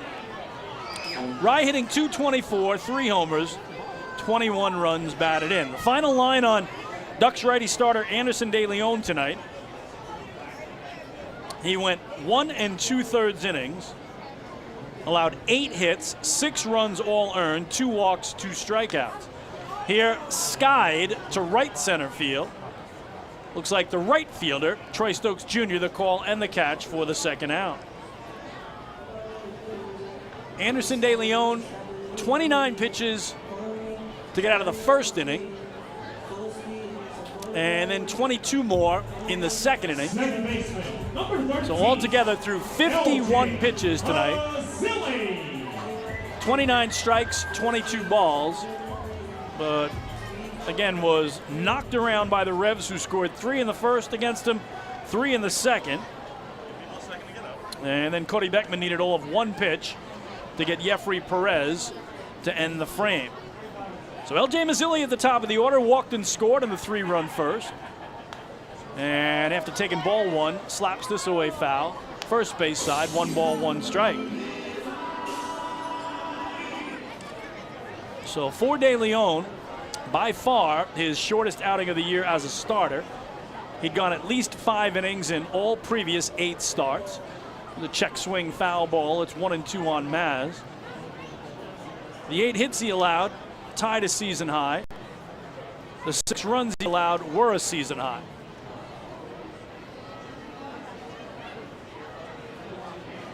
And again, Anderson was actually coming off his worst outing of the season, and he topped it in here. Jorge Martinez makes quick work of the Ducks, getting fly ball outs from Woodcock and Rye, and then picking up his first strikeout tonight, getting Mazzilli swinging, and sending this one to the third, with York leading Long Island 6-3 here at the Duck Pond.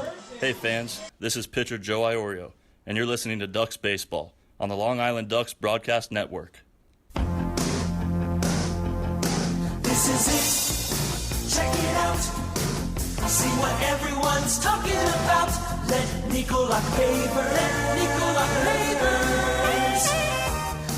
your way. Bring your outdoor living dreams to life. Visit Nicolak's Outdoor Design Center at 200 Henry Street in Lindenhurst and see thousands of square feet of pavers, retaining walls, fire pits, and outdoor living accents on display. Only Nicolak paving stones are made with Paver Shield technology for more vibrant color options than anyone else.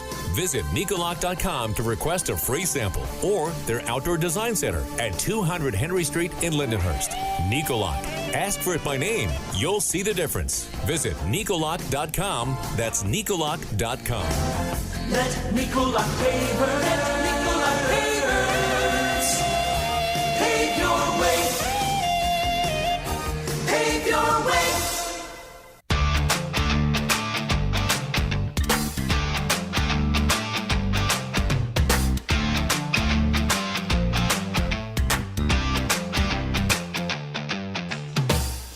Fans, you can follow along all season long as the Long Island Ducks team up with Island Federal Credit Union to hit home runs for hunger. Every time a Ducks player hits a home run here at Fairfield Properties Ballpark, Island Federal will donate $100 to Long Island Cares in an effort to help improve food security for families all across Long Island.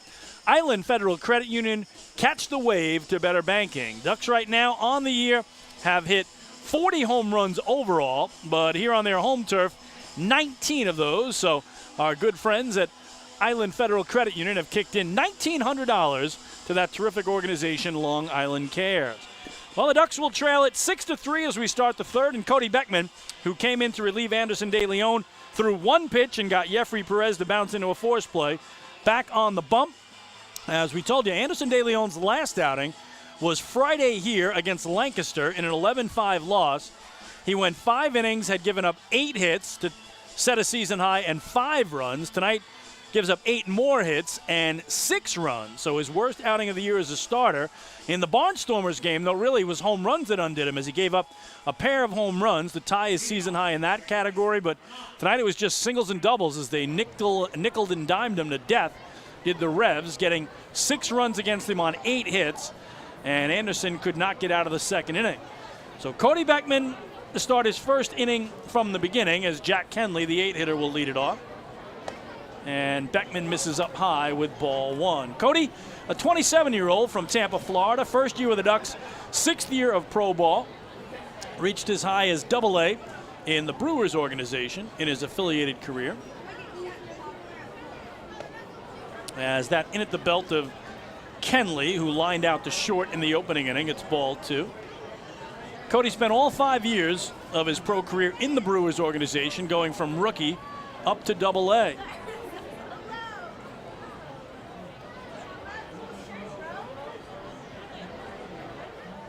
His only AA season was last year, went 0-3 with a 6.36 ERA. Here gets a swinging strike on Kenley, and it's 2-1. So 6-3 Revs as we start the top of the third. York again with 3 in the first, 3 in the second. And if that sounds impressive, last night in Southern Maryland it was 2 in the first, 7 in the second. They led it 9-0, an inning and a half in. Kenley pops it up foul behind the plate. Austin Rye sheds the mask, finds the ball, and makes the catch for the first out.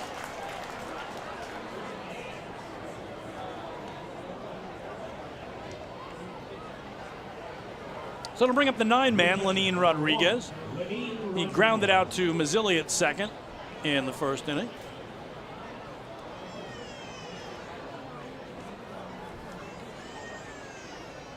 Rodriguez hits in 4 of his last 5 games coming in.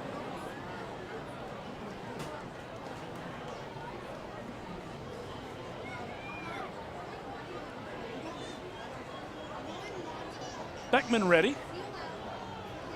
And Cody's pitch is outside for ball 1. The southpaw on the season is working in his 16th game. He started 2 games, so tonight is 14th time out of the pen.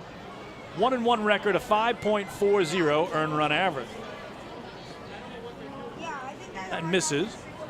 In 23 1/3 innings, he's allowed 16 hits. He's walked 17, struck out 25 as Cody Beckman. So certainly Wally Beckman not thinking he'd be going to his bullpen in the second inning. But Anderson De Leon has a second consecutive rough start, and that's what he had to do. Could have been worse if Beckman didn't immediately get the third out with 2 more runners aboard who belonged to De Leon. It's grounded foul off the railing in front of the Revs dugout. And the count 2-1 on Rodriguez. Just have no idea where that sun shower came from because I didn't see anything in the forecast that saw it coming, but it left as quickly as it arrived, and now it's like it never happened. And that wind is still whipping, though, hard from right toward left field.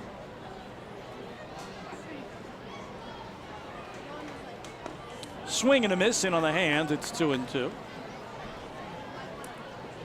And I just got word that the Yankee game tonight in Cleveland against the Guardians has been postponed. That again out in Ohio. Split doubleheader tomorrow. 12-10 and 6-10 for the Yankees and Guardians. And that's a tough one. Talk a little bit about it for again, personal reasons. My colleague and good friend Brendan Burke, who of course does television play-by-play for the New York Islanders. I do radio play-by-play for the New York Islanders. Was so excited tonight to make his New York Yankees radio debut sitting in for John Sterling. So I know he was going to absolutely crush it, as he does whatever assignment he's given. Here's the payoff to Rodriguez, and that's outside. And a walk for Beckman here is first as Rodriguez reaches with one away. So the bad news, Brendan Burke doesn't get to do his first Yankee game tonight. The good news, he gets to do 2 games tomorrow. So he'll really learn what it's like to be thrown into the fire. But I knew he grew up going to Yankee games. His dad, Don Burke, a great columnist for the New York Post, he, as a kid, sat between John Sterling and Michael Kay when Michael Kay was still doing radio. And it's always been his dream to do Yankee baseball on the radio. And tonight that dream was going to come true, but he'll have to wait till tomorrow. To the top of the order for Troy Stokes Jr., who's had himself a night already. He is 2 for 2 single-double with a pair of runs scored.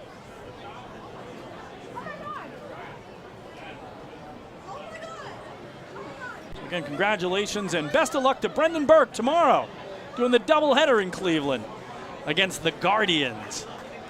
I know he got into town a night early, posted some stuff on social media saying how excited he was, as of course the Yankees were down in Houston last night.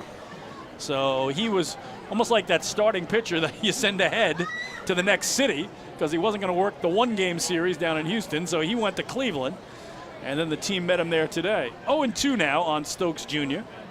And on the backdoor breaker, he pops it up pretty deep left center field, going back on the track at the wall, and reaching up is Rusney Castillo to make the grab.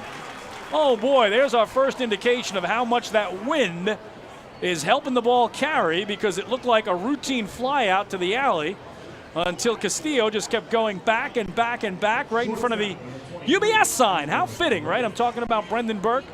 He and I work in Islander games at UBS Arena at Belmont Park, and right in front of the big UBS sign is where Rusney Castillo put it away for the second out. So Stokes Jr. is the 2-out runner at first. We'll keep a close eye on him. Beckman, that lefty's advantage as he stares him down, and here's Elmer Reyes. Hits it well to left field.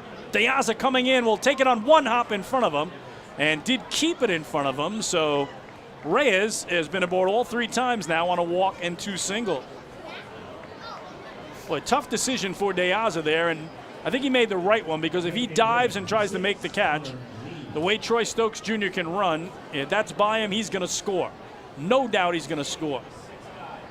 So they hold him at second.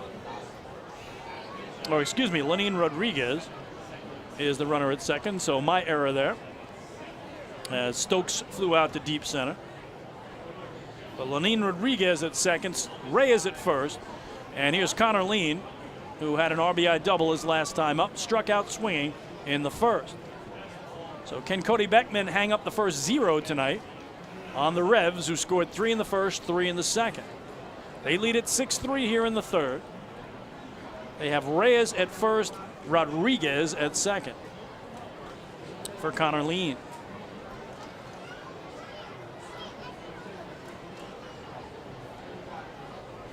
Already 9 hits for the visitors. Beckman a check of second. Another check, and then the 1-0. Swung through here, 1-1. So again, best of luck to Brendan Burke tomorrow, doing that Yankees-Guardians doubleheader. I know he's doing a couple of games in Pittsburgh this week as well. I believe he's doing 5 games altogether for John Sterling, who's cutting back on his road schedule, as we've seen my other former colleague, Howie Rose, do the same with the Mets. Here, another swing and a miss, and now Beckman's got Lean set up 1-2.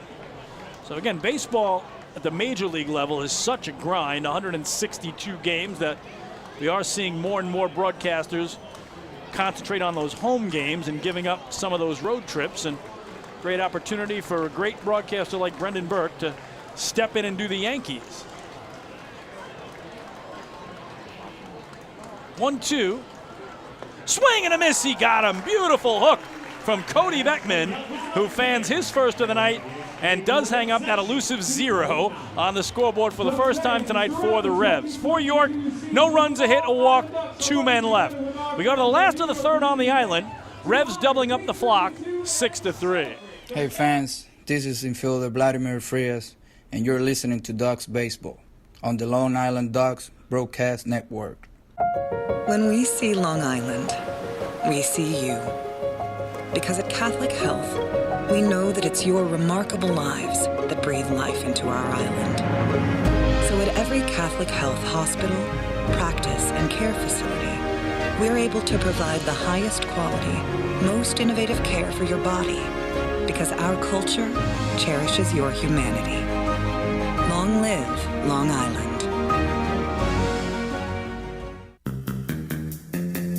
Take your group out to the game this season and enjoy all the fun of Ducks baseball at discounted prices with the picnic area, luxury suites, party deck, and so much more. Bringing your group to the game will be an unforgettable experience. The Ducks even offer opportunities to sing the national anthem, serve as the Ridgewood Savings Bank color guard, be the Nickolock Dream Team, or put on a pregame performance. To book your outing today, call 631-940-3825 and ask for the group sales department. Long Island Ducks baseball. Good times every time.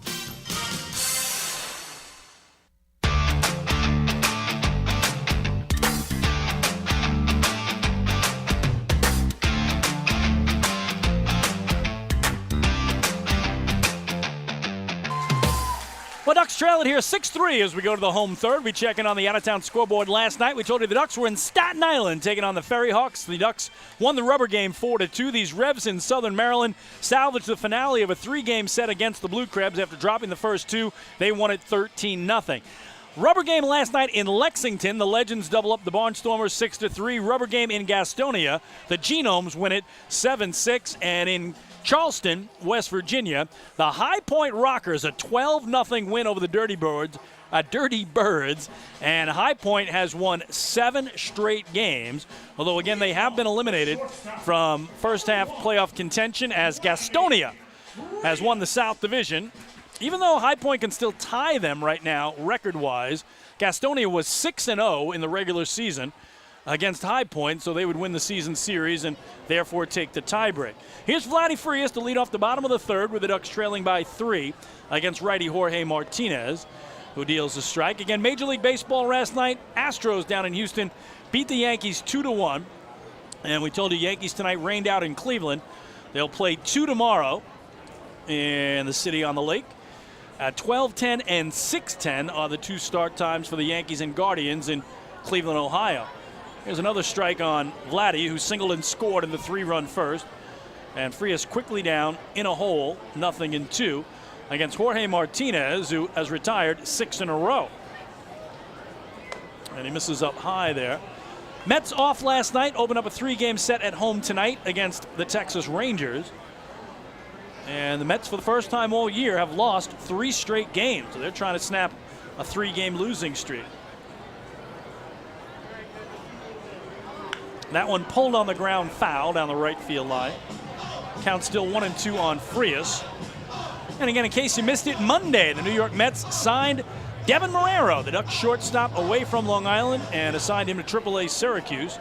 So congratulations to Devin Marrero, who, again, Wally Backman called the best shortstop in the entire Atlantic League. And tonight taking his spot at short is the guy at the plate, Vladdy Frias.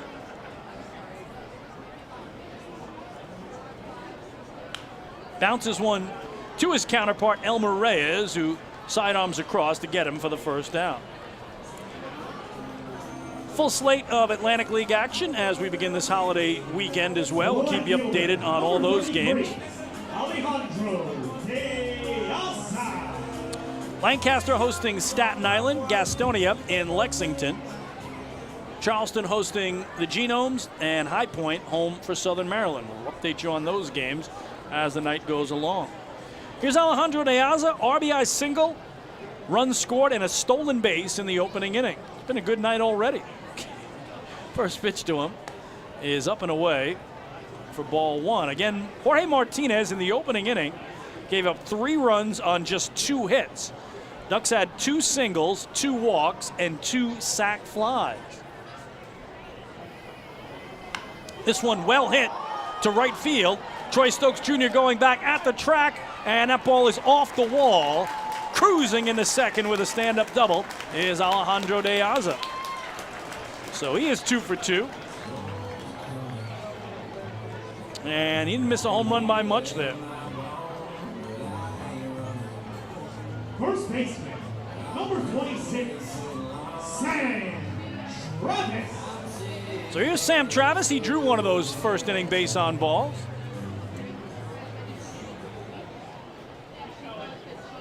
And came in 5th in batting average in the Atlantic League at .323. Again, 4th in runs batted in with 52. He's got 8 homers on the year. We mentioned 2 of those against York, both grand slams. How crazy is that?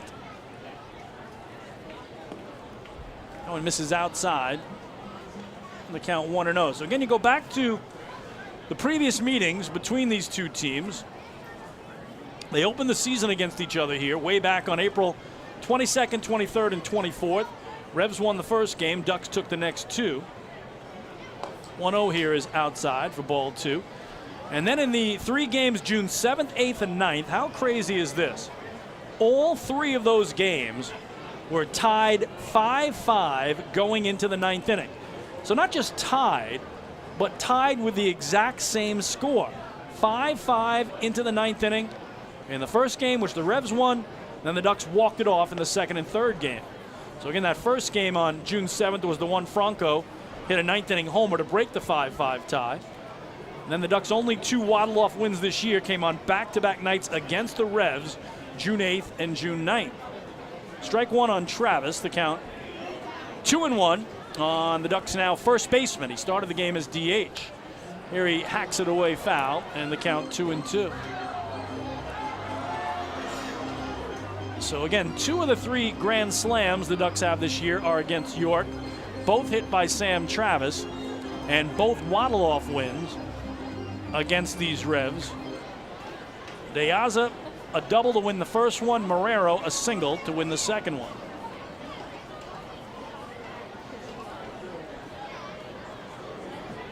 Won't be 5-5 tonight because the Revs lead it 6-3 already. 2-2 to Travis. Little tapper towards second. Kenley's only play to first. He's got to hurry, and he does get it there. So crossing the third is De Aza with 2 away.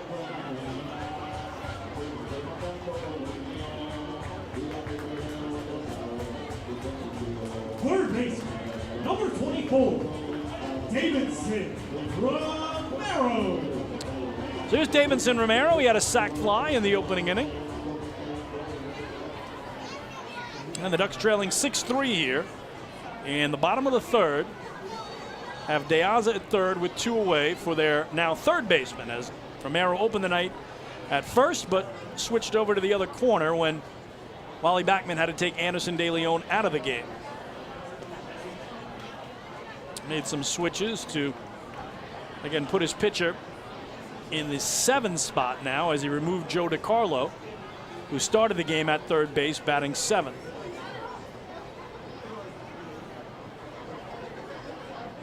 .0 is down and away, and on that modified double hook rule, again, the Ducks lose their DH because Anderson De Leon did not go 5 innings tonight. The starting pitching matchup tonight, righties De Leon for Long Island, Martinez for the Revolution. Same pitching matchup we had here June 7th. The Revs won that game 6-5. Both starters, though, got no decision. 2-0 is lashed foul up high on the first base side for strike 1.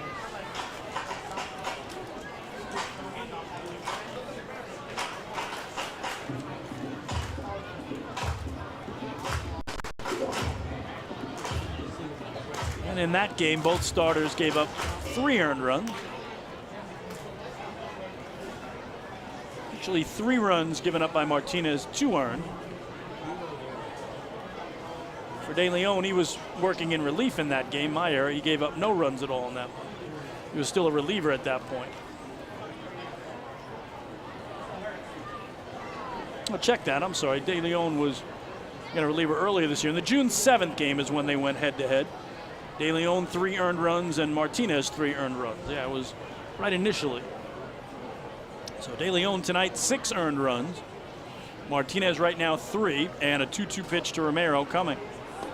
And he got him. Beautiful breaking ball. Locks him up and sits him down with his second K to end the inning. For the Ducks, no runs a hit and 1 man left. We're through 3 in CI. It's the York Revolution 6 and the Long Island Ducks 3. Hey fans, this is pitcher Akil Morris, and you're listening to Ducks Baseball on the Long Island Ducks Broadcast Network. Sayville Ford, the no-fees dealer, has been family-owned and operated for 65 years. Visit their spacious showroom to choose from a giant inventory of new, pre-owned, and commercial vehicles with a free 10-year, 100,000-mile powertrain limited warranty included. Some exclusions apply. Plus, they offer top dollar for trades, and their service department is open until 1 a.m. on weekdays. Sayville Ford, Long Island's Ford giant, is conveniently located off exit 50 on Sunrise Highway, or visit SayvilleFord.com for more information. Morning, Dan. How was your weekend? Oh, it was awesome. I took my family to a Ducks game and had a blast. The seats were great. We ate a ton of food, and the Ducks won. They even had amazing fireworks. Oh, yeah. They got a good thing going on there. I took friends to Thirsty Thursday a couple weeks ago and had too much fun. They should totally use us in one of their radio spots. You mean like the one we're doing right now? Sure, that works. Ducks Baseball. Good times every time. Get tickets at liducks.com.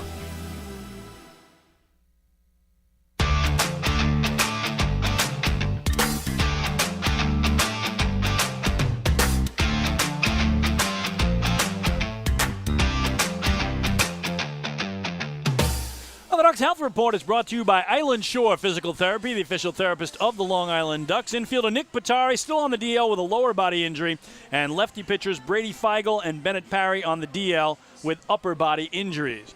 This is Chris King. I thank you so much for tuning in to Ducks Baseball tonight around the world at liducks.com, on YouTube, on Facebook, making us a part of your Friday evening entertainment as we start this long holiday Independence Day weekend. For Long Island, 3 runs, 3 hits, no errors. For the Revs, 6 runs, 9 hits, no errors. And lefty Cody Beckman back to work for Long Island here into his 3rd inning of work against Carlos Franco, Josue Herrera, and J.C. Encarnacion, 4, 5, and 6 in the Revolution order. So here's Carlos Franco, who did draw a base on balls his last time up, and that extends his on-base streak to 43 straight games. Just 2 shy of the franchise record set by Nate Espy back in 2007. 43 consecutive games. It's just mind-boggling. As Beckman in this lefty-lefty starts him out with an inside strike. Franco was called out looking back in the opening inning.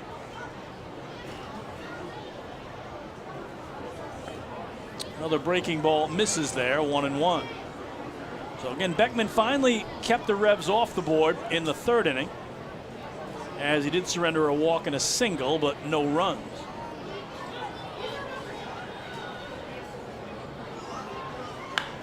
That one mashed to right field, a no-doubter. It will clear both walls, and Carlos Franco has just tied the York franchise record for most homers in the first half season with his 21st of the year already, tying Telvin Nash, who was the Atlantic League Player of the Year back in 2019, as he too had 21 home runs in the first half season. So Franco steps on home. It's 7-3 Revolution. Oh my goodness. You want to talk about a no-doubter. Right fielder Dustin Woodcock never moved. He knew how far it was over both walls in right field. So for Franco, 21st homer, 66th run batted in to lead the Atlantic League. And here Herrera tattooing one foul down the right field line.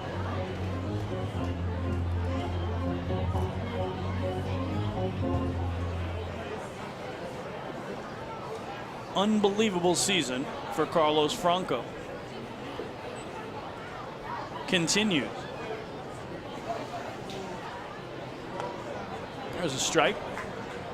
There's 0-2 on Herrera, who has an RBI single and a run scored in the 1st inning and a pop out to short in the 2nd. I'm just marveling at that tremendous home run from Franco. Check swing, they appeal at 3rd. Silvio Martinez says he did not go around. And it's ball 1. So the Revs already 7 runs on now 10 hits. And they have their largest lead of the night at 4 runs.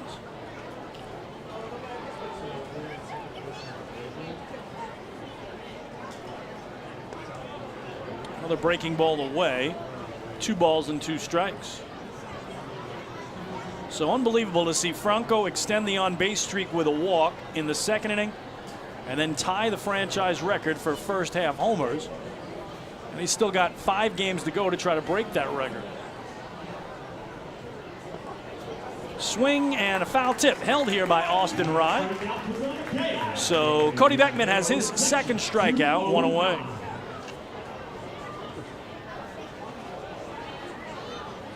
Again, Ducks have 5 games remaining in the first half,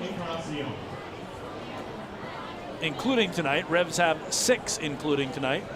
First half ends for the Ducks this coming Tuesday, July 5th. Each team playing a 66-game first half. Here's J.C. Encarnacion, who's had himself a night already. 2 for 2, 2 singles, and 3 runs batted in. He takes ball 1. So again, the way the playoffs work in the Atlantic League, you have that 66-game first half. The winners are crowned. Everybody's record goes back to 0-0 to start the second half. And you crown the second half champs, and those are your 4 playoff teams. Unless the same team wins both halves, then you get a wild card situation. There's a strike. It's 1-1. So again, Southern Maryland won the North Division. Ducks will finish in 2nd place. York most likely will finish in 3rd. So they got to try to win that North Division in the second half, do the Ducks or the Revs, or if Southern Maryland wins it again, they got to have the best overall record. Grounded to first here, Travis beats Encarnacion to the bag for the 2nd out.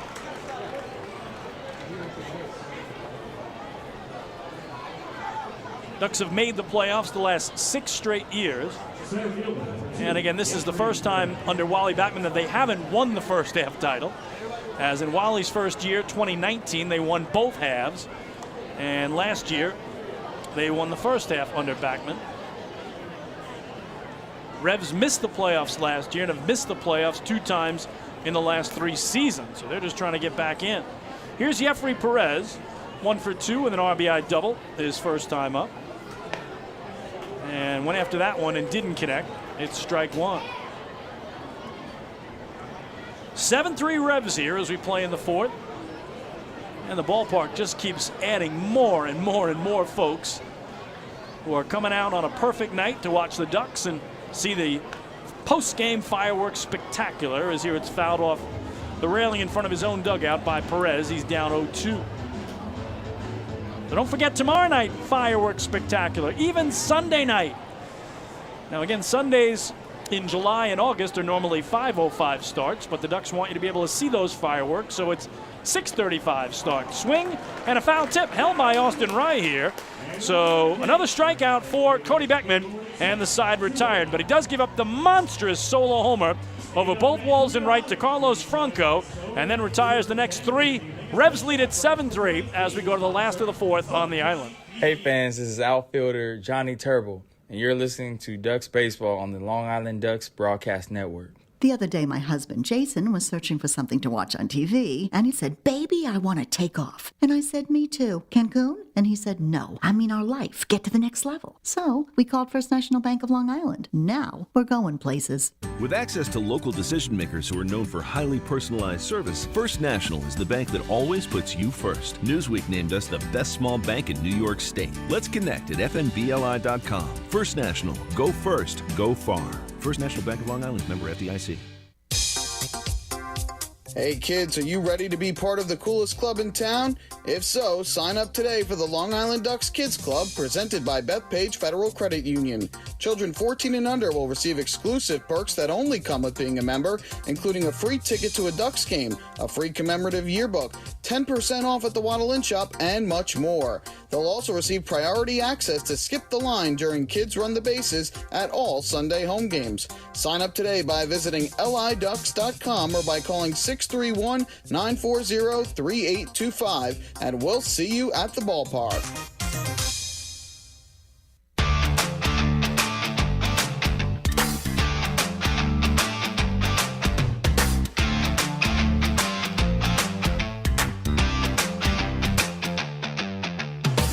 right, tomorrow night it's the 10th anniversary celebration of the 2012 Atlantic League Championship won by the Long Island Ducks, and two of the big stars of the playoffs, Dan Lyons and Craig Bennick, will be back to throw out the first pitch and meet with us here in the broadcast booth. We will chat with them.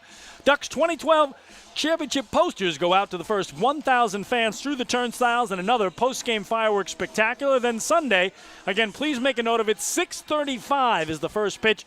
Beach balls go out to the first 1,000, and another post-game fireworks spectacular. Get your tickets over the phone, 631-940-TIXX, online at liducks.com, or in person, the old-fashioned way, one-on-one at the window with Brad and everybody in the Fairfield Properties Ballpark box office. What a spectacular weekend we have in store for you. Come on out and join us. As I say, every time I look out at the seating bowl tonight, there are more and more and more folks joining us, and there's still plenty of time for you to join us as well to check out the remaining 5.5 innings of this game and the fireworks spectacular that will follow. So we start the bottom of the fourth.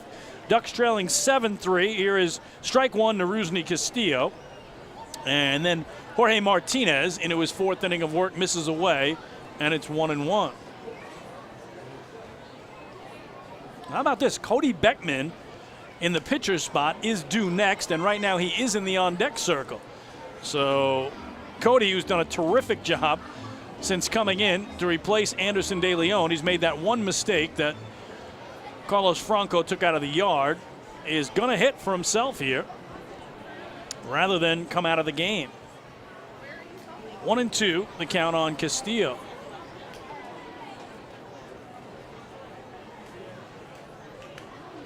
And he puts it to first, but foul. Just checking to see if Cody has had an at-bat this year. He has not. So it'll be Cody Beckman's first at-bat.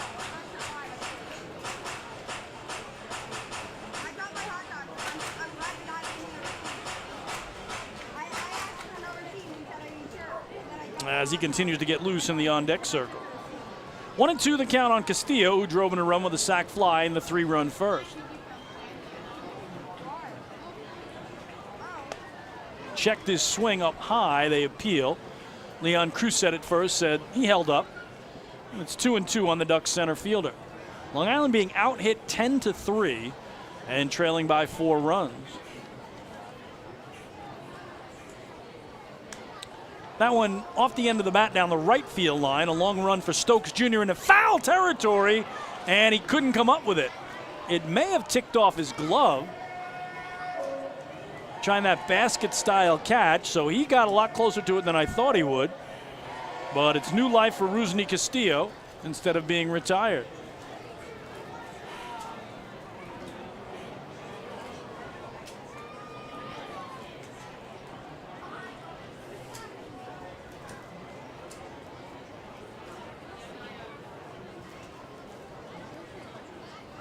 Two-two. Down and away on a slider to run the count full. Jorge Martinez coming in has won his last 3 starts, and he'd allowed just 3 earned runs total in those 3 outings.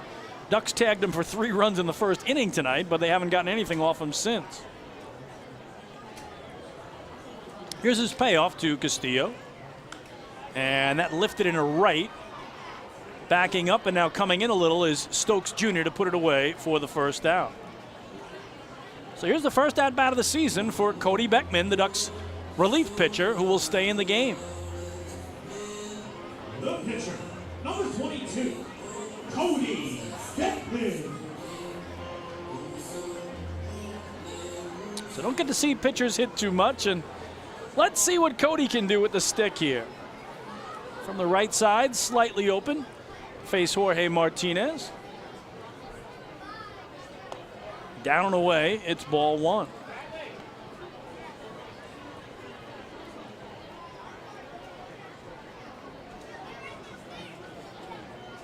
The 1-0. And that missing. 2-0. So Cody may not have to use the bat here to get a point, just using the eye right now. And Martinez upset with himself, I think, knowing he's got a pitcher at the plate and falling behind 2-0. Oh, he took his cut there, a little late getting around, but it's 2-1. Michael Pollock informingly not just his informing me not just his first at-bat this year, but his first pro at-bat, and there it is! A base hit to right field! Cody Beckman has his first hit as a professional baseball player as he singles the other way to right here with one away. Congratulations, Cody. He was looking good there, just inside outed it the other way down the line. And now he gets to run the bases too. How about that? So Cody Beckman in his 6th year of pro ball.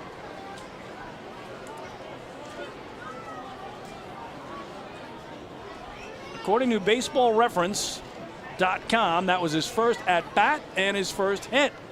So 1 for 1 in his career. He's batting 1,000. Here's Dustin Woodcock to try to move him along. What a night for Cody Beckman.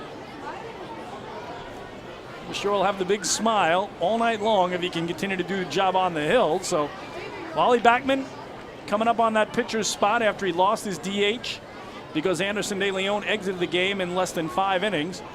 Decided he liked what he's seen from Beckman on the hill, so wanted to keep him in the game. He doesn't pitch it for him. And in his first professional at-bat, he's got his first professional hit, taking it down the right field line. So just the 4th hit tonight for the Flock.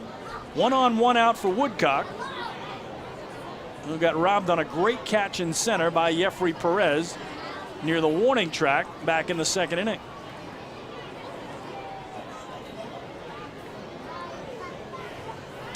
Martinez 2-0 is low and in, 3-0. And you want to talk about run support. The last time Jorge Martinez pitched, it was Saturday for the Revs at home against Staten Island. The Revolution won the game 19-1. That's right, 19-1. He got just a little bit of love. Here's his 3-0. And turning himself loose was Woodcock on 3-0, but he didn't connect at strike 1. In that outing, Martinez 6 innings of 3-hit, 1-run ball, a walk and 5 strikeouts, but that's a lot of love. 19 runs for your starting pitcher. Here, beautiful backdoor hook to bring the count full. Ducks trail 7-3 here in the bottom of the 4th. They have relief pitcher Cody Beckman at first base, coming off his first professional at-bat and hit, being held on by Carlos Franco, and a full count offering coming to Dustin Woodcock. Pulls it on the ground through the right side. Nice leap up in the air and jump over it by Beckman, who's doing a little bit of everything here tonight. Obviously, if that hits him, he's out. So Cody Beckman showing those nimble feet. Woodcock's got his first hit. And the Ducks will get the tying run in the on-deck circle as they bring up Austin Rye to the plate. Number 27, Austin Rye.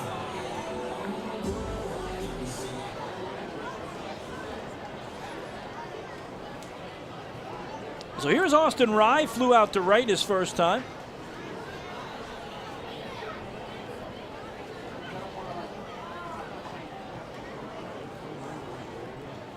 Batting .222 on the season is the Ducks catcher. 2 on, just 1 out for him. And that breaking ball away. And again, Austin Rye started the year with Southern Maryland, hit .321 there. With the Ducks, he's hit just .160. So literally less than half of what he hit as a Blue Crab. 1-0. Waited on the breaking ball, but popped it up foul near the Ducks dugout. The catcher, Lenin Rodriguez, over to make the basket style grab for the second out. Good hustle by Rodriguez, who went a long way to get it and beat his first baseman, Carlos Franco, to it. Second baseman, number 13, LJ Vasily. So here is Maz at the top of the order. LJ struck out swinging in the 2nd inning, walked and scored in the 3-run first. And again, had the Ducks' only home run of their series this week in Staten Island with the Ferry Hawks that came on Wednesday night. His 3rd homer of the year.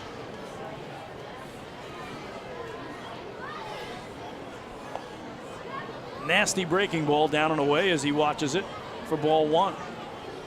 So Beckman's at second, Woodcock at first. They're now 2 out runners for the Ducks' second baseman.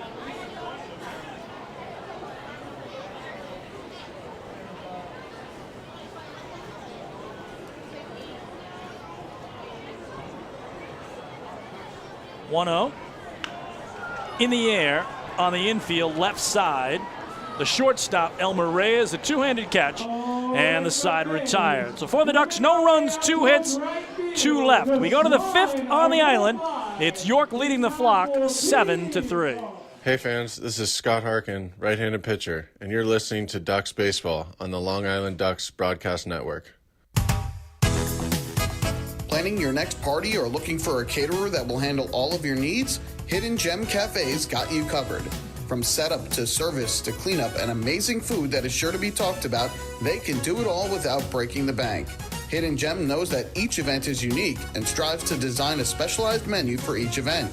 Call the Hidden Gem Cafe for your next party at 631-390-5912. And be sure to follow them on social media too at the Hidden Gem Cafe for ideas and information. Hey kids, are you looking for even more fun when you come out to a Long Island Ducks game? Then be sure to head on over to the Ducks Fun Zone. It's located on the main concourse down the right field line. There you'll find 3 fun-filled inflatables, including the Duck Tail Slide, the Bounce House, and an obstacle course. Enjoy unlimited access to all 3 inflatables for just $5 every game. That's the Long Island Ducks Fun Zone, open during all home games at Fairfield Properties Ballpark.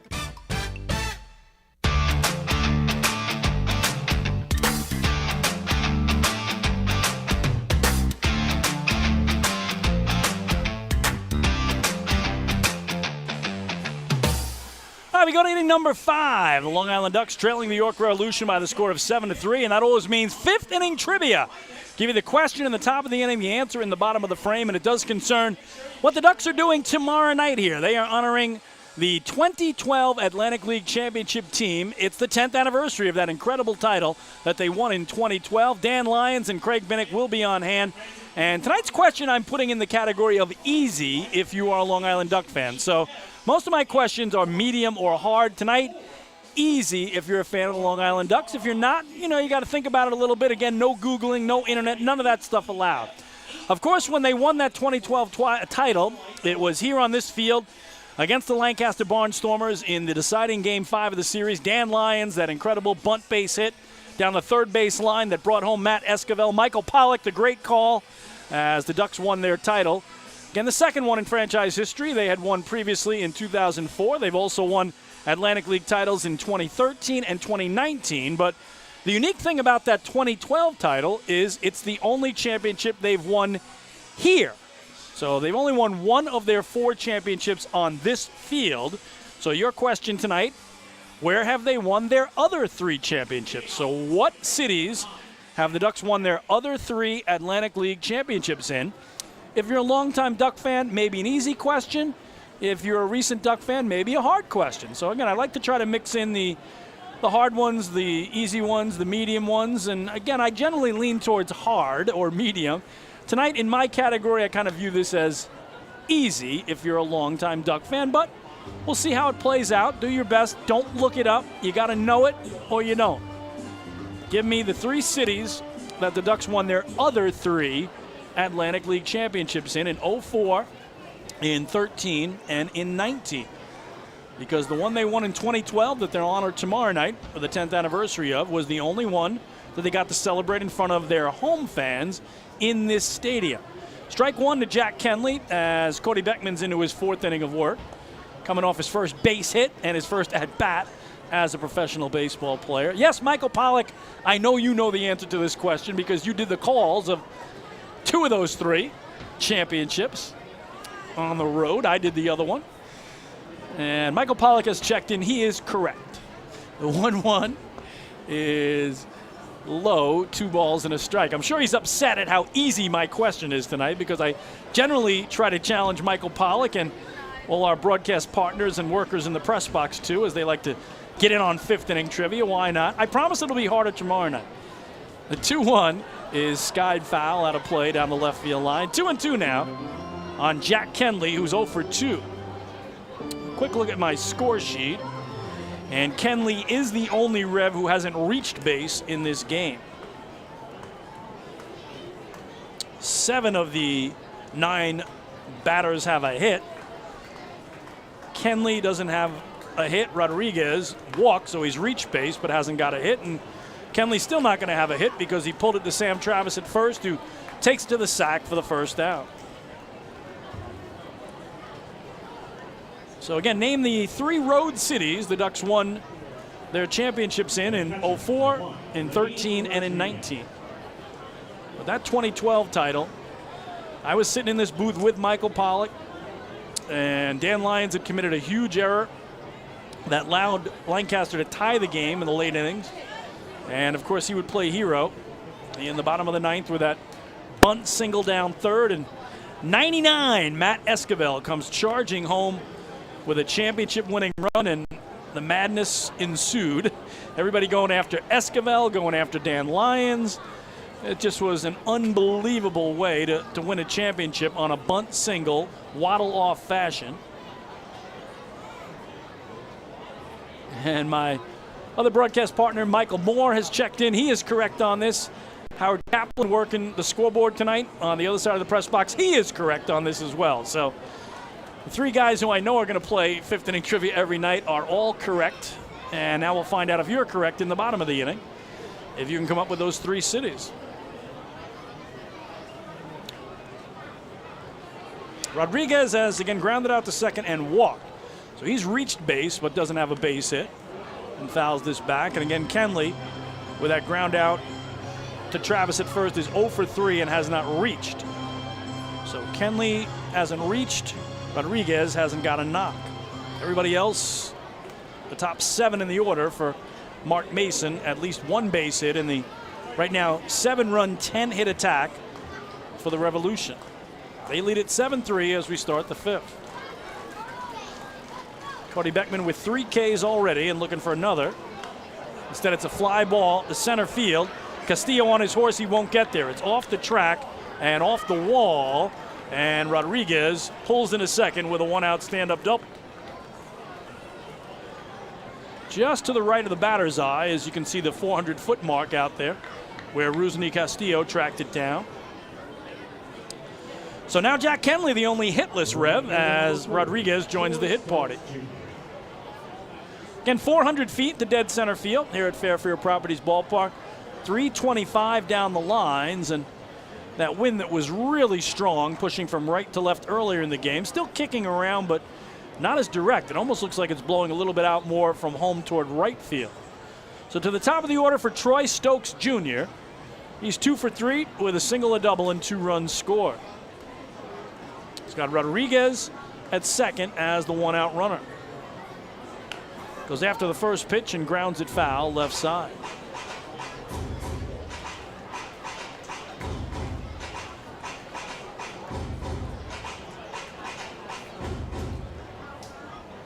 So again, we hope to have Dan Lyons and Craig Bennett join us in the booth tomorrow night. Get their insights into that incredible 2012 championship season, which I can't believe is 10 years ago. As here a meeting between the battery mates, Beckman and Rye. And I mean, I'll talk to them about it, but I think what made it so sweet for that entire group was in 2011, they were lights out the best team in the Atlantic League. I mean, they were one of the greatest teams in Ducks history. In fact, I would put the 2011 Ducks alongside the 2000 Ducks as the 2 best teams Long Island's ever had that didn't win a title. But in 2011, they won the first half, they won the second half, they made it to the championship series, and they got upset by York. So that was a huge upset because the Ducks were expected to win that title, but instead they came back the next year, had to go through Southern Maryland in 5 games to get to the championship series, and then Lancaster took them to 5 games as well, and they won it, again, in waddle-off fashion on a championship-winning bunt single. So it'll be an 0-1 to Stokes Jr. here. And that downstairs for ball 1. Of course, Danny Lyons was the playoff MVP with that bunt single in a great series, and Craig Binnick batted over 400 in those playoffs that year. So two great guys to have here tomorrow night. I believe Danny's going to throw out the pitch and Craig Binnick's going to catch it. I think that's the plan for tomorrow night.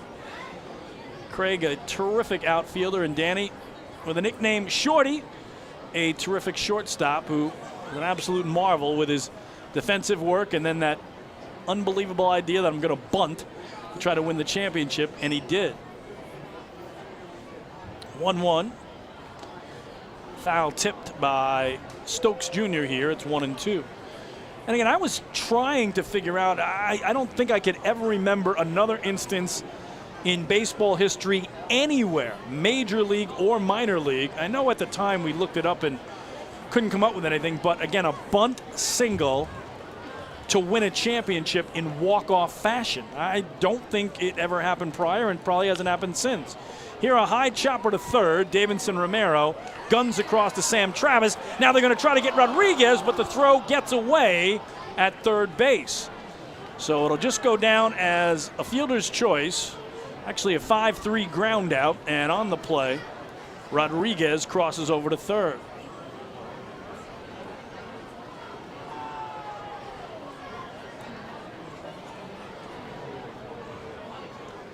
Shortstop, number 23, Elmer Reyes.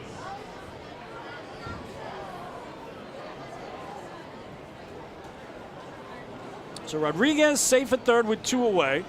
And here's Elmer Reyes, who's been aboard all 3 times he's come to the plate tonight. A walk, a pair of singles, and 2 runs scored. Can he keep his streak alive? Revs leading it 7-3 here as they bat in the top of the 5th. Now have 11 hits on the night.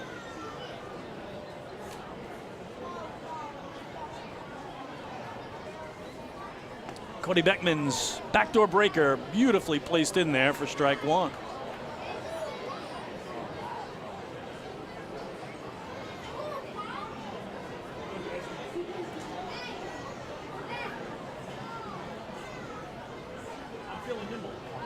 Be an 0-1 to the Revs shortstop. And now 0-2. Take a look at where Cody Beckman is. And we mentioned to you he did start a pair of games earlier this year, but extremely long relief when you're coming in the 2nd inning, as Anderson De Leon recorded only 5 outs. Beckman right now at 48 pitches unofficially.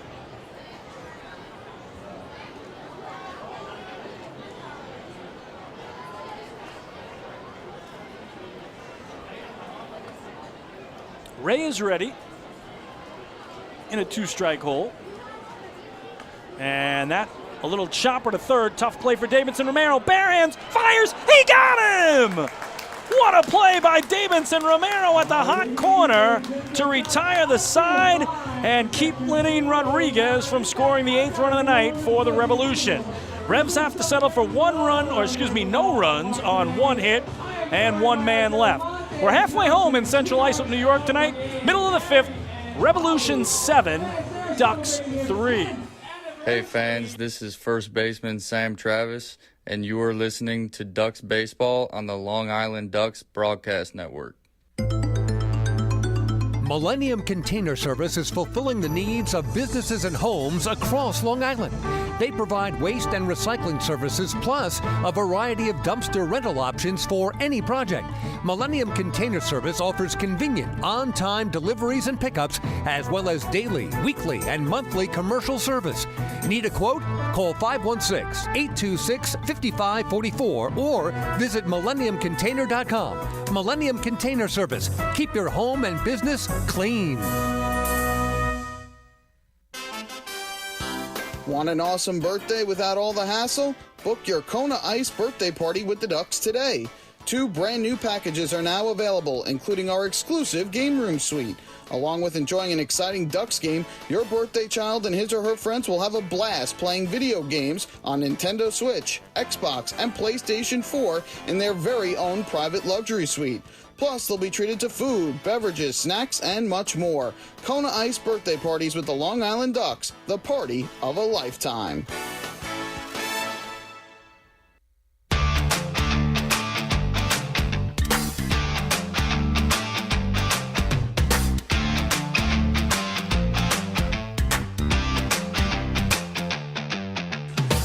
Well, we go to the bottom of inning number 5. Ducks trailing the Revs 7-3. Time now to wrap up our 5th inning trivia. We told you that tomorrow night we will celebrate the 10th anniversary of the 2012 Atlantic League Championship won by the Long Island Ducks. But of their 4 titles, that was the only one that was won on this field. The other 4 were won on the road, and we ask you, the other 3, to make it 4 total, were won on the road. So we ask you to name the 3 cities where they won their other championships on the road. Of course, in 2004, they won it in Camden, New Jersey, as they swept the River Sharks 3-0. In 2013, they won it in Bridgewater, New Jersey, as they beat the Patriots 3-2. That was Ray Navarrette's incredible game. And in 2019, the first title under Wally Backman, they won it down in Sugar Land, Texas, as they beat the Skeeters 3-2. So the 3 cities: Camden, New Jersey, Bridgewater, New Jersey, and Sugar Land, Texas. The road cities where the Ducks have won titles. And again, the only home championship, 2012, Danny Lyons, bunt single, scores Matt Esquivel, waddle-off championship that we'll celebrate tomorrow night. Here into his 5th inning of work is Jorge Martinez, and the righty misses up and away to Vladdy Frias with ball 1. Vladdy has singled and scored in the 3-run first, also stole the base, and has grounded out. Here, a comebacker. Great grab by Martinez, leaping up and then underhanding it to Franco at first to get Frias for the first out. That's some athleticism. Left fielder, number 33, Alejandro De Aza. So here's Alejandro De Aza, trying to keep his perfect night alive. He is 2 for 2, single-double. Run scored, run driven in, and a stolen base.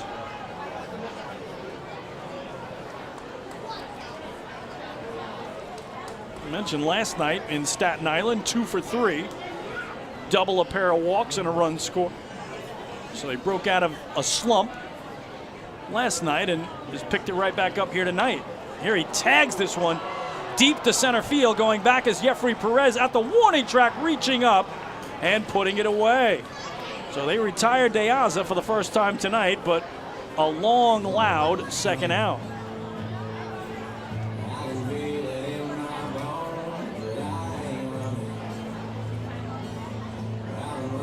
First baseman, number 26, Sam Travis.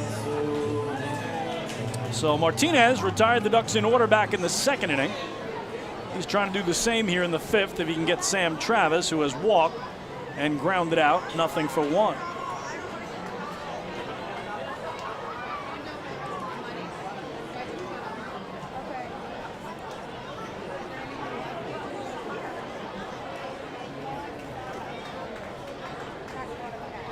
Martinez has really settled down nicely, as he, just like Anderson De Leon, needed 29 pitches to get out of the 1st inning. But again, you look at how the Ducks scored those 3 runs on him. They scored them on a base hit and a pair of sac flies. Gave up 2 singles, 2 walks, really hurt him. Ball 1, followed by ball 2. Again, he had a very quick 2nd inning.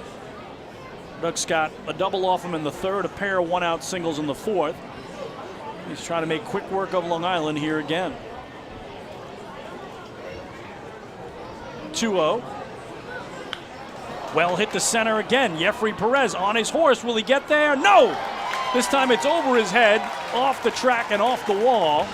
And it's a 2-out double to dead center for Sam Travis, his first knock of the night.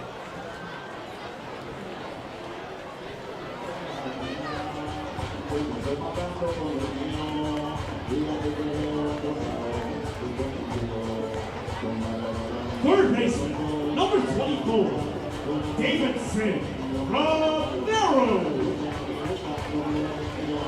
So let's see if Davidson Romero can keep the inning alive for Long Island. They trail by 4 here in the home 5th. Romero had a sac fly to drive in a run in the 1st and then was called out looking in the 3rd. So He's 0 for 1.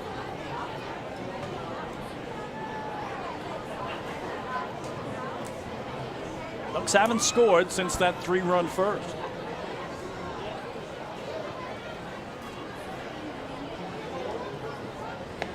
Outside, 1-0.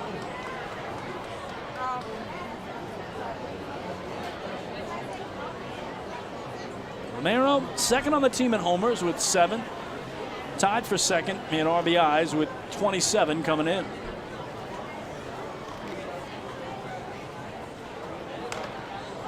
Pops it up down the right field line. A long run for the first baseman, Franco. And he makes the catch in foul territory, they say, to retire the side. So for the flock, no runs a hit, 1 man left. We're through 5 in Central Islip. It's the York Revolution 7 and the Long Island Ducks 3. Hey fans, this is pitcher Cody Beckman, and you're listening to Ducks Baseball on the Long Island Ducks Broadcast Network.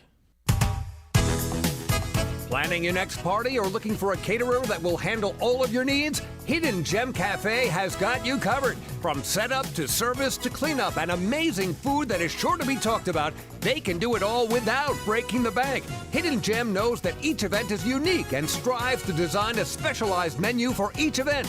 Call the Hidden Gem Cafe for your next party at 631-390-5912 and be sure to follow them on social media too at the Hidden Gem Cafe for ideas and information.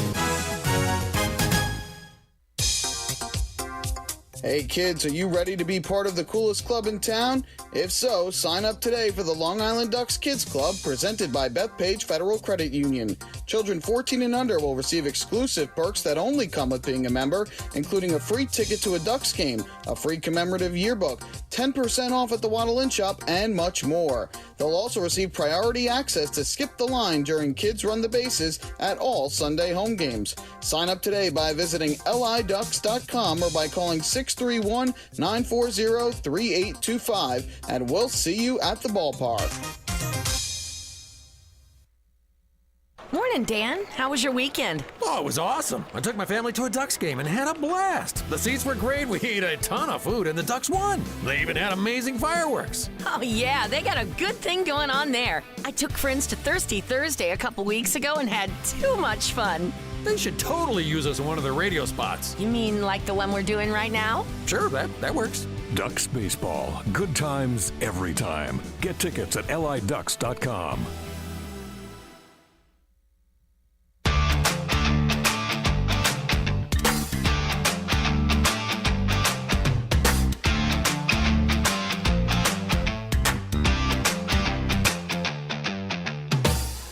Well, fans, don't forget to stop by the Waddle Inn Shop on your next visit to the Duck Pond, where exclusive, hard-to-find Ducks memorabilia is now on sale. All proceeds benefit the Quacker Jack Foundation, the charitable arm of the Long Island Ducks.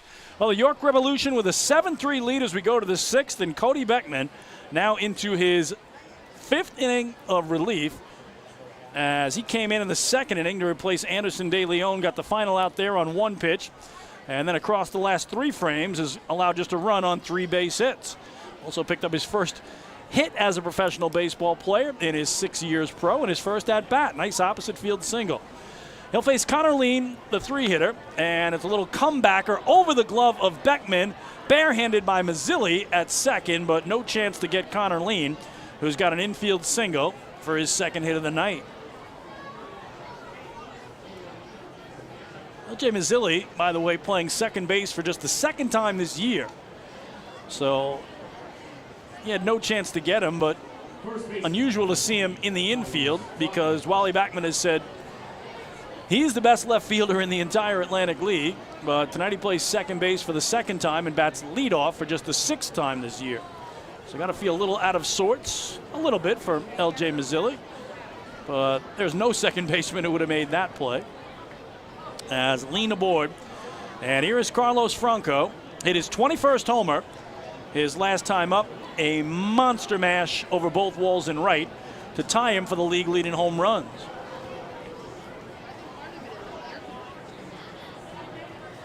Oh, he was trying for another one there and didn't connect. It's 0-1. And really, that's one of the few bad pitches that Cody Beckman has made all night. The homer by Franco. As otherwise, he's kept this Revolution offense at bay.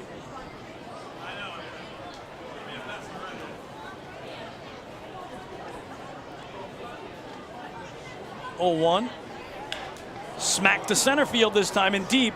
Rusney Castillo at the track near the wall, looks up, and that's gone!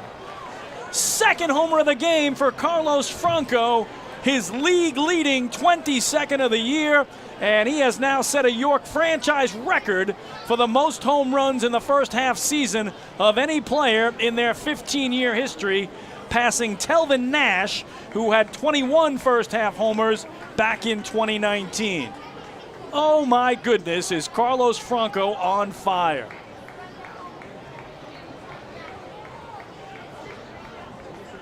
His second 2-homer game this year against the Ducks, as he had one here on June 7th that included the game-winning home run in the 9th inning.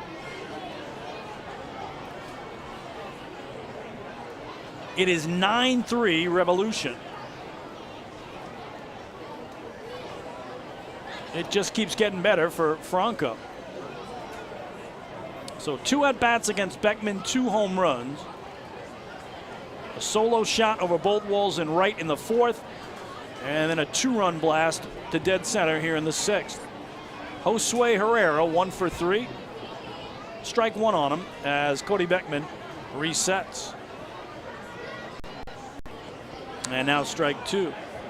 So again, coming in to this game tonight, Franco trailed Kelly Dugan of the Barnstormers and Hawkins of the Legends for the league-leading homers, both of those guys with 21. But Franco tied him in the 4th inning and passed him here in the 6th. We'll have to check in on those guys to see if they've homered tonight. But I think he got a new league leader in homers, and he's the cleanup hitter for the Revs. Check swing here. They appeal to third. Silvio Martinez says he went around. And so Cody Beckman has his 4th K of the night, 1 away.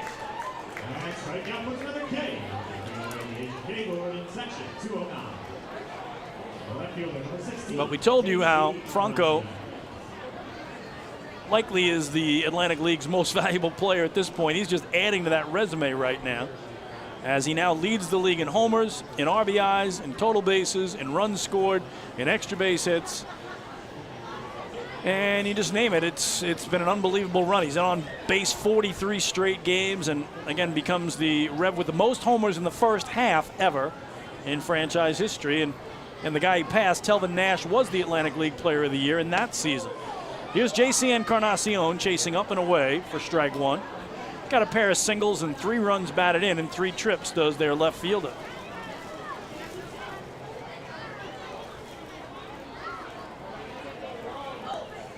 We were talking about how it might have been a smart move by Anderson De Leon to walk Franco back in the 2nd inning to load the bases because he's so dangerous. And again, he showed us why the last 2 at-bats with those 2 long flies.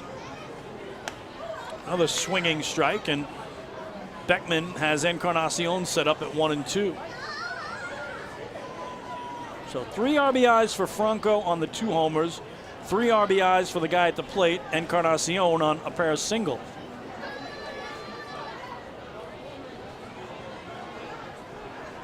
One, 2. Chase one out the plate, and that's another strikeout for Beckman, his 5th. 2 away.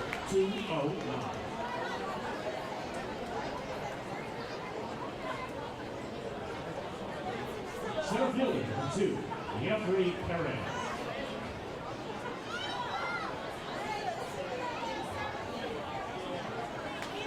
So to bring up Jeffrey Perez, he had an RBI double in the 1st. Since then, has hit into a force and struck out swinging. And that off the glove of Austin Rye outside for ball 1.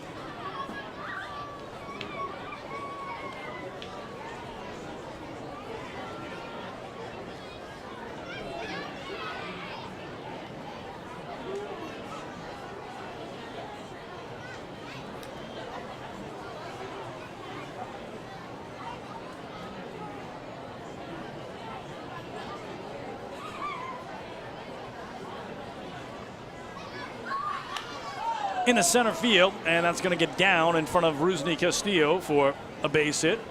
And Jeffrey Perez aboard with 2 away. 5 strikeouts for Cody Beckman, 1 off his season high of 6 Ks that he had here in Game 2 of the doubleheader against the Barnstormers on June 25th. That was a start. Tonight in long relief.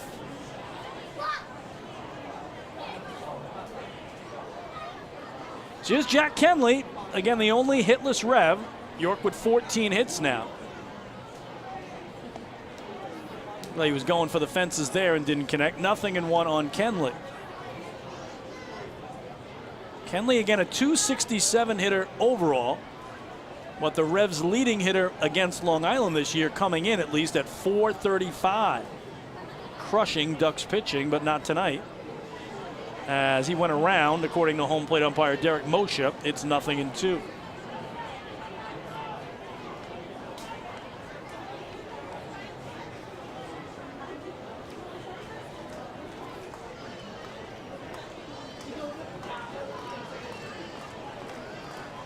Rhythmic clapping from the faithful flock. And did he get him? Yes, he did. It was not a foul ball. It was a swinging strike.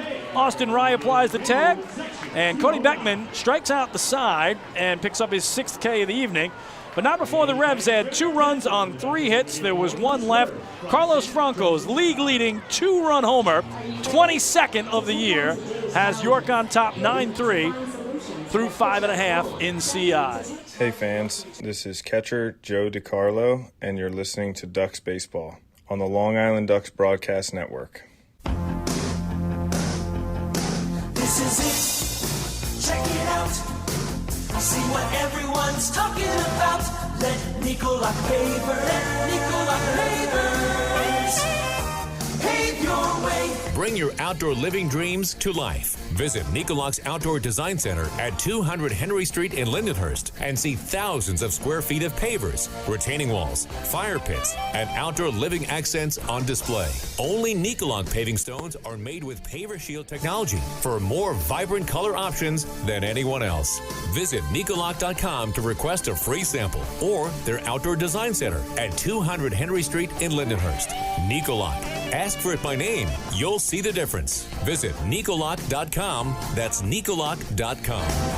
Let Nicolak paver, let Nicolak pavers pave your way. Pave your way. Hey fan, this is pitcher Anderson De Leon, and you're listening to Duck Baseball on Long Island Ducks Broadcast Network. Sayville Ford, the no-fees dealer, has been family-owned and operated for 65 years. Visit their spacious showroom to choose from a giant inventory of new, pre-owned, and commercial vehicles with a free 10-year, 100,000-mile powertrain limited warranty included. Some exclusions apply. Plus, they offer top dollar for trades, and their service department is open until 1 a.m. on weekdays. Sayville Ford, Long Island's Ford giant, is conveniently located off exit 50 on Sunrise Highway, or visit SayvilleFord.com for more information.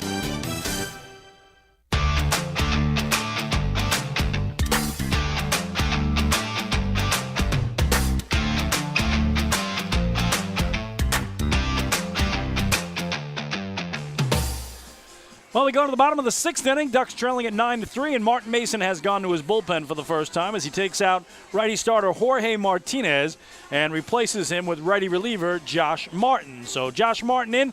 The 32-year-old is from Enterprise, Alabama. That's where he was born. These days, Jacksonville, Alabama is his hometown. Went as high as AAA in his affiliated career.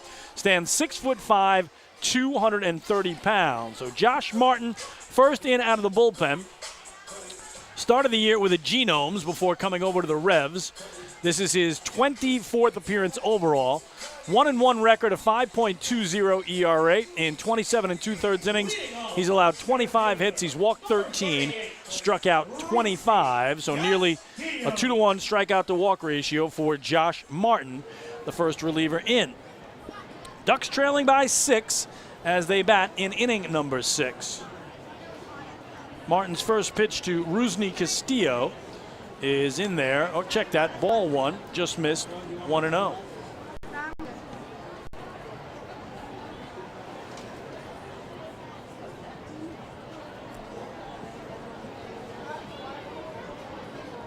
A little tapper foul at the plate. Johnny Turbo in the on-deck circle. The pitcher's spot is due. That's where Cody Beckman got his first base hit in his first at-bat. The Ducks relief pitcher, so that tells you that Beckman's night is over. And again, he gave up the 2 long balls to Carlos Franco. His only 2 mistakes, but he'll always remember his first at-bat in 6 years of pro baseball and first base hit. Opposite field single for the righty down the right field line. Bouncer towards short. Elmer Reyes waits on it. Guns across for the first out.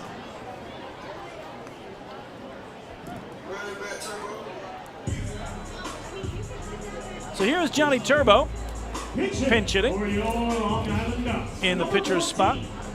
Johnny Turbo. Turbo on the year hitting .297, 4th best average on the flock.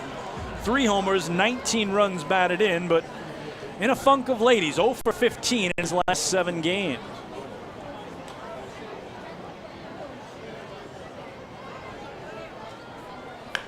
Hits it well to left field.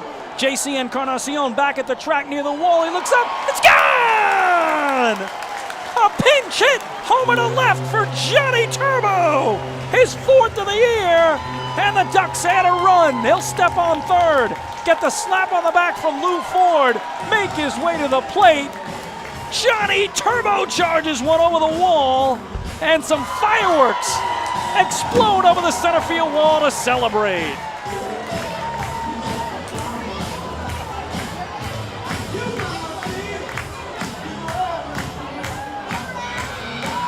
Right fielder, number 15, Dustin Woodcock.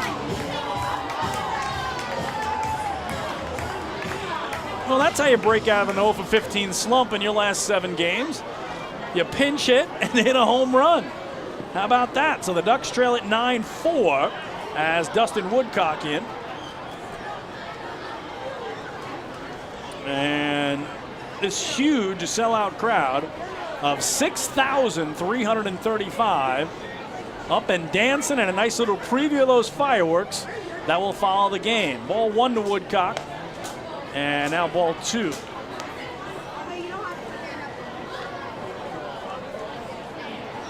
for Turbo, 4th home run of the year, 20th run batted in.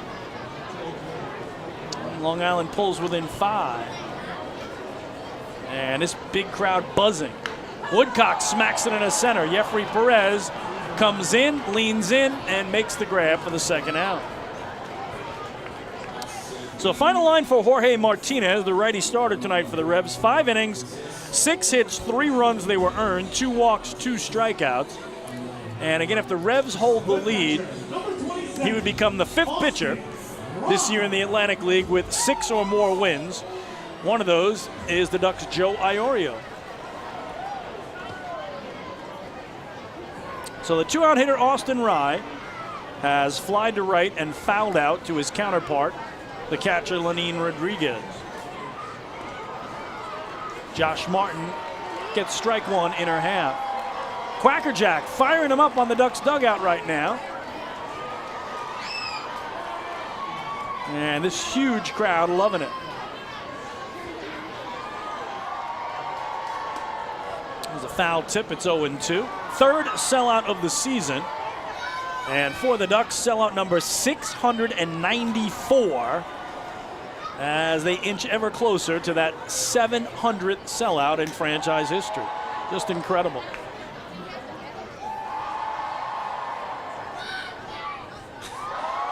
Oh, Quackerjack is playing one section of kids against the other. That's what's going on over there. Bringing him up, bringing him down. He's like a maestro. He's conducting the crowd from atop the Ducks dugout. Austin Rye down 0-2. And now a strikeout victim. And that'll do it for the Ducks. But Johnny Turbo, a pinch hit. Solo homer to left brings Long Island within 5. They trail at 9-4 as we head to the 7th in CI. Hey fans, this is left-handed pitcher Brady Feigl, and you're listening to Ducks Baseball on the Long Island Ducks Broadcast Network. When we see Long Island, we see you. Because at Catholic Health, we know that it's your remarkable lives that breathe life into our island. So at every every Catholic Health hospital, practice, and care facility, we're able to provide the highest quality, most innovative care for your body because our culture cherishes your humanity. Long live Long Island.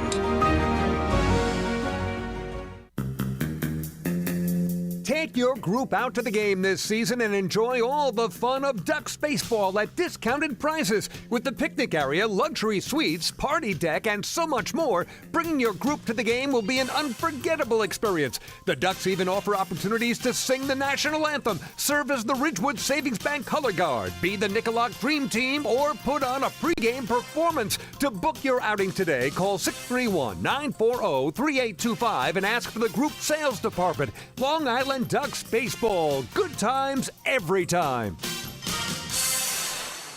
Hey fans, this is infielder Vladimir Frias, and you're listening to Ducks Baseball on the Long Island Ducks Broadcast Network.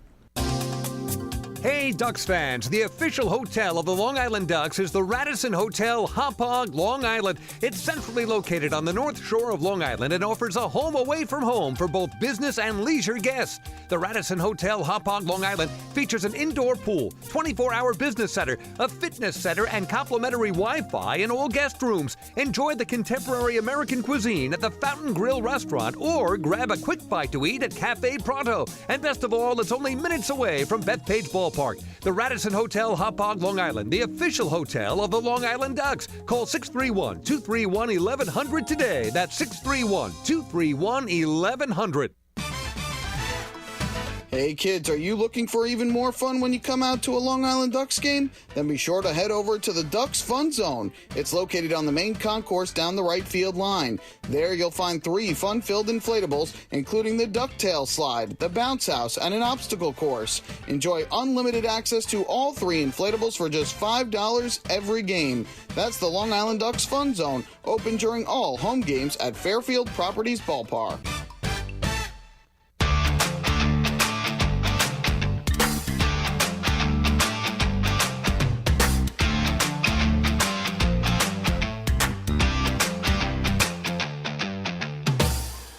Well, we go to the 7th inning. The York Revolution with a 9-4 lead over the Long Island Ducks. And the third pitcher of the night for the Flocks and second reliever in is right-hander Chris Cepeda. So Cepeda to face Lenin Rodriguez, the 9-man in the order for the Revolution. And he misses low and away, and that means Cody Beckman's night is done.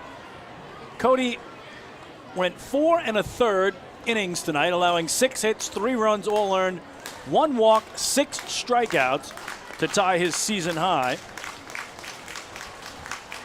And again, did have his first at-bat and first base hit as a professional baseball player with an opposite field single. He gave up the 2 long home runs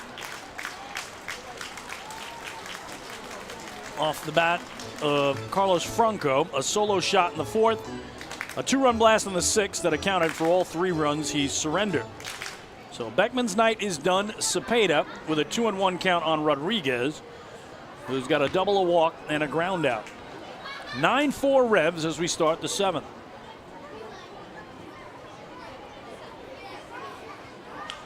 On the ground left side, Davidson Romero across to Sam Travis, 1 away. And Johnny Turbo, who had that pinch hit homer, stays in the game to play right field for Dustin Woodcock. So Woodcock out of the game.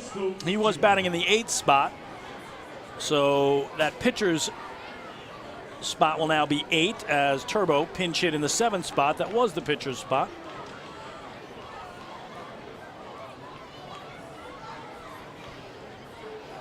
And to the top of the order for Troy Stokes Jr., who's 2 for 4, single-double, 2 runs scored.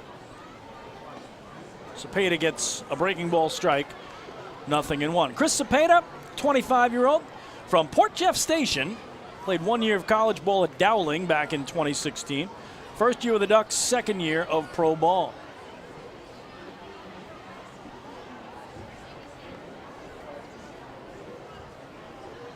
His 0-1 is up high to even things up.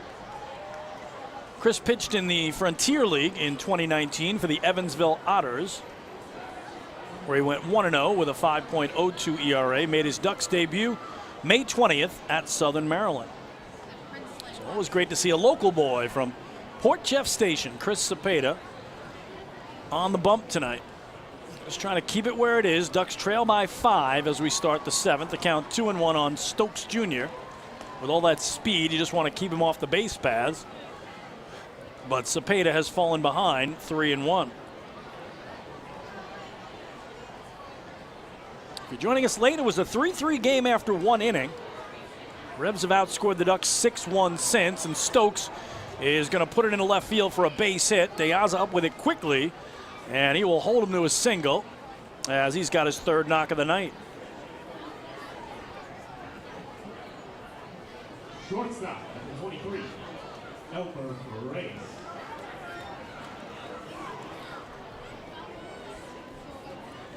I'll bring up Elmer Reyes.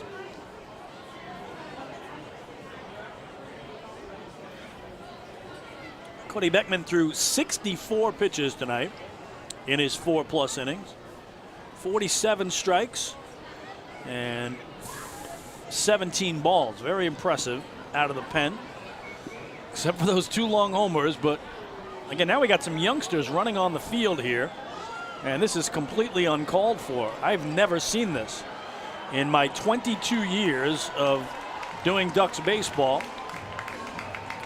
I can never recall seeing anyone run on the field, let alone 3 youngsters who will, I'm sure, get themselves an early exit. I've never seen that. I've been here since day one. I've never seen that. And the players are stunned as well. They just jumped on down the left field line and ran across the outfield, got off down the right field line, and kind of kept running up the steps. I'm sure security will greet them on the concourse, and there'll be some phone calls made to some parents for sure. You just can't have that. So 1-1 on Elmer Reyes.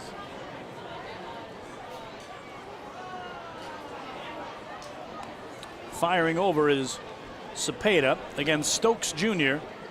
21 steals in 23 tries this year. He's 4th in the league and leads the Revs in that department. They do lead by 5, but I don't think he's just going to turn it off here if he has a chance. But this one's popped up a mile high in a shallow left field for De Aza, who reaches up to grab it for the 2nd out.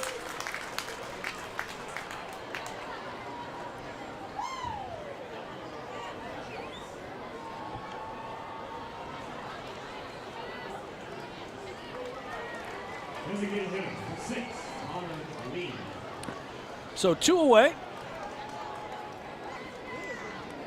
And here's Connor Lean. Was reached 3 times tonight on a walk and a pair of singles. Ducks did retire him his last 2 times up on a ground out and a fly out.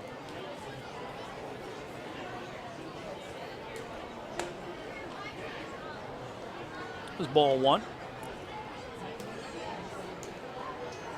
Ducks being out hit 15-7. They trail by 5 here as we start the 7th, but Long Island has had so many great come-from-behind wins all year long and late inning come-from-behind wins as well. It is truly never over till it's over. Tonight's crowd of 6,335, the 3rd largest all year. To see Ducks baseball, I want to see some on-field fireworks and then the off-field fireworks. It's fouled straight back for strike 1. We've had a preview of the fireworks, a couple of them tonight, as on the Rockets' red glare line during the national anthem, they went off. And then on Johnny Turbo's pinch hit homer, they did as well.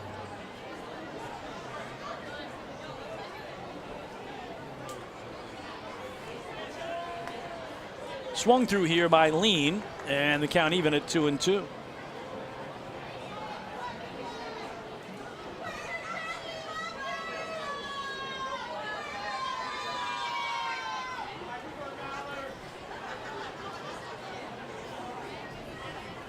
Breaking ball, swing and a miss, he got him. Nice pitch by Cepeda. And on his first K, retires the side. So for the Revs, no runs a hit, 1 man left. Time to stretch. Middle of the 7th inning here in CI. It's the Revs 9, the Ducks 4. We turn it over to our PA announcer. And turn your attention to section 100 as we honor America with the singing of God Bless America. Singing this evening, please welcome Nora Higgins.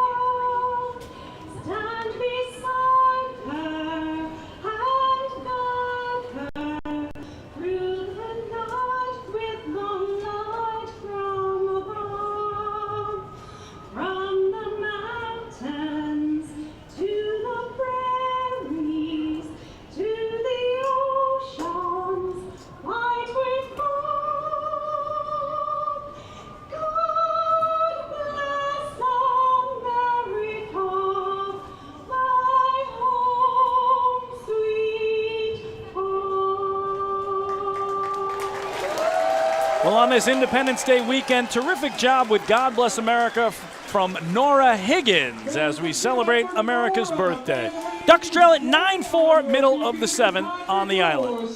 Hey fans, this is infielder Elgin Mazzilli, and you're listening to Ducks Baseball on the Long Island Ducks Broadcast Network. Sayville Ford, the no-fees dealer, has been family-owned and operated for 65 years. Visit their spacious showroom to choose from a giant inventory of new, pre-owned, and commercial vehicles with a free 10-year, 100,000-mile powertrain limited warranty included. Some exclusions apply. Plus, they offer top dollar for trades, and their service department is open until 1 a.m. on weekdays. Sayville Ford, Long Island's Ford giant, is conveniently located off Exit 50 on Sunrise Highway, or visit SayvilleFord.com for more information. Morning, Dan. How was your weekend? Oh, it was awesome. I took my family to a Ducks game and had a blast. The seats were great. We ate a ton of food, and the Ducks won. They even had amazing fireworks. Oh, yeah, they got a good thing going on there. I took friends to Thirsty Thursday a couple weeks ago and had too much fun. They should totally use us in one of their radio spots. You mean like the one we're doing right now? Sure, that works. Ducks Baseball. Good times every time. Get tickets at liducks.com. Hey fan, this is pitcher Anderson De Leon, and you're listening to Duck Baseball on Long Island Ducks Broadcast Network. Sayville Ford, the no-fees dealer, has been family-owned and operated for 65 years. Visit their spacious showroom to choose from a giant inventory of new, pre-owned, and commercial vehicles with a free 10-year, 100,000-mile powertrain limited warranty included. Some exclusions apply. Plus, they offer top dollar for trades, and their service department is open until 1 a.m. on weekdays. Sayville Ford, Long Island's Ford giant, is conveniently located off Exit 50 on Sunrise Highway, or visit SayvilleFord.com for more information.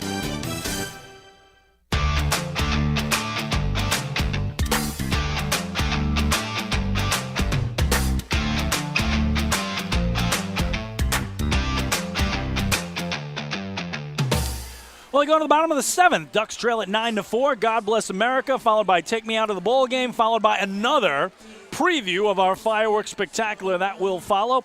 And everybody here in the sellout crowd just absolutely eating it up on a beautiful night for baseball.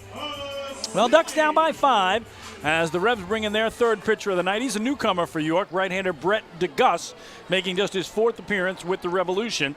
So he replaces Josh Martin, starts with L.J. Mazzilli at the top of the order, and misses low, ball 1. So Josh Martin pitched 1 inning. It was the 6th. He allowed 1 hit, 1 run it was earned, no walks, 1 strikeout, gave up the pinch hit solo homer to Johnny Turbo. Mazzilli 0 for 2 with a walk and a run scored as he takes high from DeGus. It's 2-0. Brett DeGus, a 24-year-old right-hander, born in Pleasanton, California, now calls Scottsdale, Arizona his home. Former big leaguer. Stands 6'2", 190 pounds. But he falls behind Mazzilli here, 3-0. So the Ducks in need of some base runners. You got to think Maz is certainly taken here all the way. And that low and in. A 4-pitch walk. And that's another First National Bank of LI walk to first, go far, the leadoff man aboard. Number 1, Vladimir Frias. So here's Vladdy Frias. He's 1 for 3 with a single, a stolen base, and a run scored.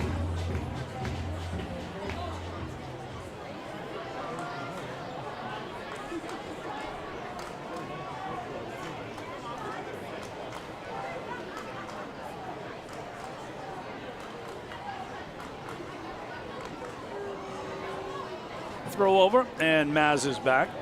I mentioned Mazzilli caught stealing for the first time in 2 years as a Duck, Tuesday at Staten Island. He had been a combined 29 for 29 last year and this year. Vladdy takes a strike. 0-1 on Frias.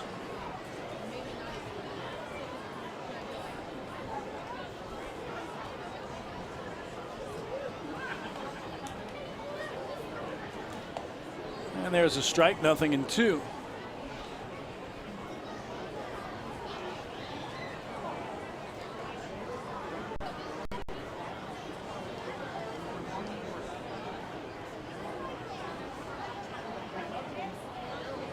DeGus's pitch with Maz going is a swing and a miss. The throw down sails high off the glove of the shortstop Reyes and into right center field.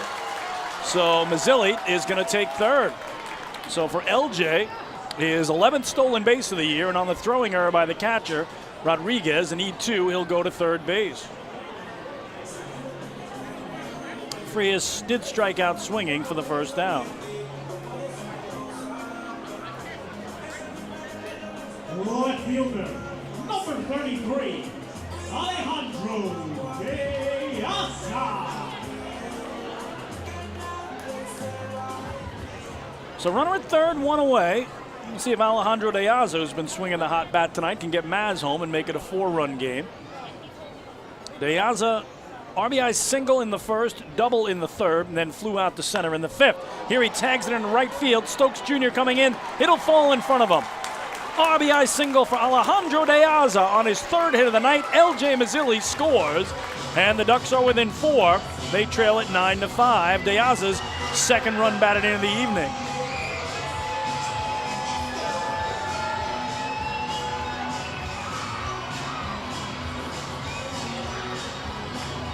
First baseman, number 26, Sam Travis.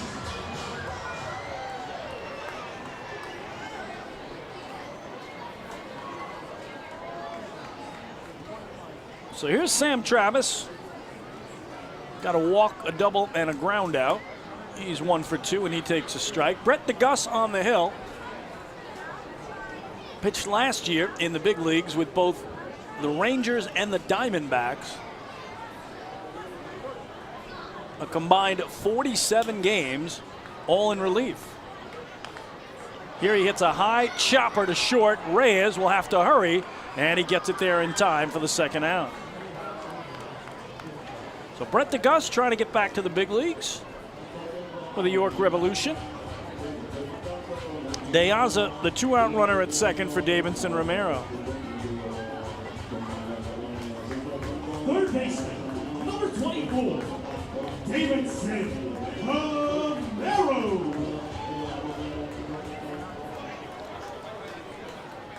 Ducks were down 9-3 in the middle of the 6th inning, but a single run in the 6th, a single run in the 7th, and Davidson Romero drove in a run in the first with a sac fly, has since struck out looking and fouled out to first. DeGus misses away. It's ball 1. In his 3 outings with the Revs, DeGus has given up 4 runs in just 4 innings of work. We'll give him an ERA of exactly 9.00. Gives up another run here.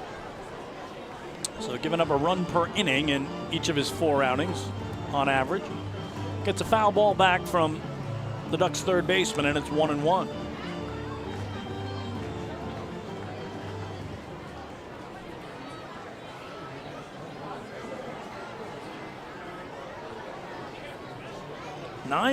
The Ducks trail here in the home 7th, and the opener with 3 games set. Couldn't connect there, down and away. It's 1-2. Again, the Revs have won the opening game of both previous series here on Long Island. Opening night, they beat the Ducks 5-3, but then the Ducks won games 2 and 3 of that series, and then back on June 7th, they beat the Ducks 6-5, and the Ducks won the next 2 games of that series. Not saying Long Island wants to lose this game, but the pattern has been established. And again, both teams playing well coming in. The Ducks have won 4 of 6, the Revs 5 of 7. And they all know that they're not catching Southern Maryland, as the Blue Crabs have won the North Division title. But every win matters in case Southern Maryland repeats as North Division champ or Gastonia repeats as South Division champ in the second half. Then you get a wild card entry. Team with the best overall record regardless of division. Here a swing and a miss by Romero, and the side retired. So the Ducks have to settle for just the 1 run on 1 hit, and there was 1 left. To the 8th we go here at Fairfield Properties Ballpark. It's the York Revolution 9 and the Long Island Ducks 5. Hey fans, this is pitcher Joe Iorio, and you're listening to Ducks Baseball on the Long Island Ducks Broadcast Network.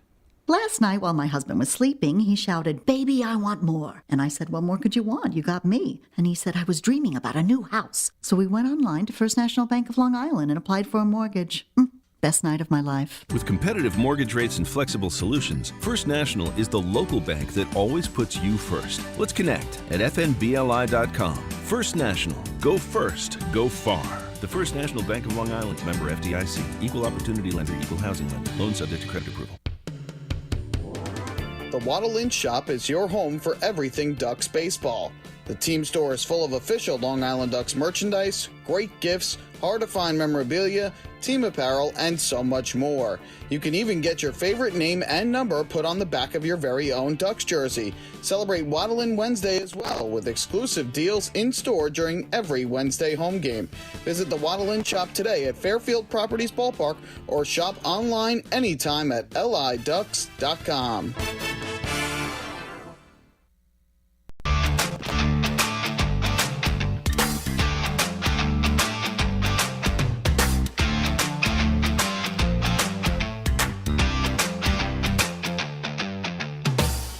Ducks trail at 9-5 as we go to the 8th. Chris Cepeda to stay in relief, and we'll check in on the out-of-town scoreboard in the Atlantic League.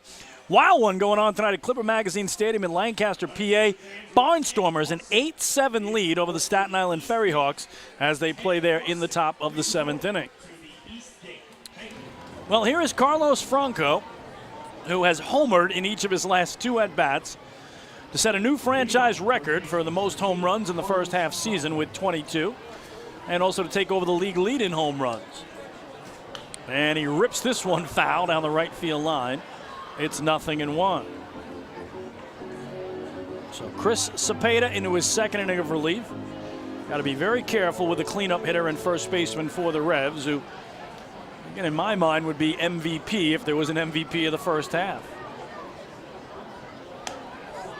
Chase that one up and away, and it's quickly 0-2. In Lexington, Kentucky, the Legends doubling up the Honey Hunters 10-5 as they play there in the bottom of the 7th.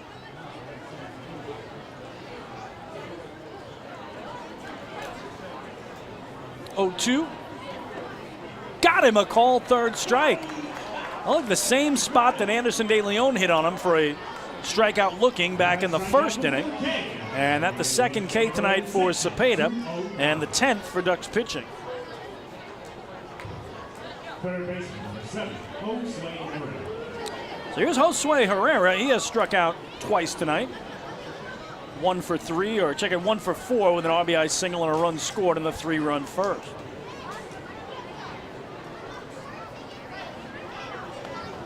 There's a slider strike, 0-1. Got a good old-fashioned pitcher's duel going on in Charleston, West Virginia. Dirty Birds and Genomes tied at 1, top of the 9th. Swinging strike, it's 0-2.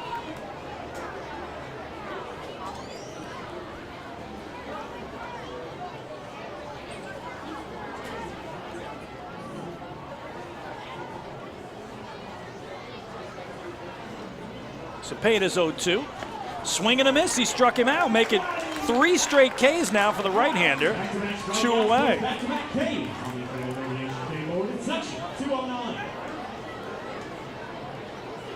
And we do have one final to tell you about. In High Point, North Carolina, the Rockers over Southern Maryland 6-3. So High Point makes it an 8-game winning streak. Here's JC Encarnacion. And he takes a strike. The Rockers just coming alive too late. Again, at one point they had, I believe it was June 1st, they had a 3.5-game lead over Gastonia. And then I believe, if my numbers are right, High Point lost 14 of the next 16 games, and they went from first place with a nice lead to second place looking up at the Honey Hunters, and they never recovered. Until now, but it's too late now as Gastonia has clinched the South Division title. Up and away here, 2-1 on Encarnacion, who's got a pair of hits tonight and 3 runs batted in. 2 for 4 on the evening. Yankees and Guardians rained out tonight in Cleveland. They'll play 2 tomorrow. at 12-10 and 6-10. As that's foul back for strike 2.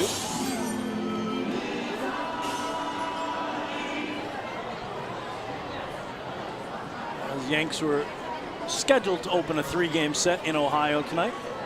Mets opening a 3-game series at home against the Rangers. They lead Texas 4-3, middle of the 8th. Here it's 9-5 Revs, top of the 8th. 2-2. Got him a call, third strike. Chris Cepeda strikes out the side, as that will do it for York. The Revs are retired 1-2-3, making this another PSEG Long Island energy efficient inning.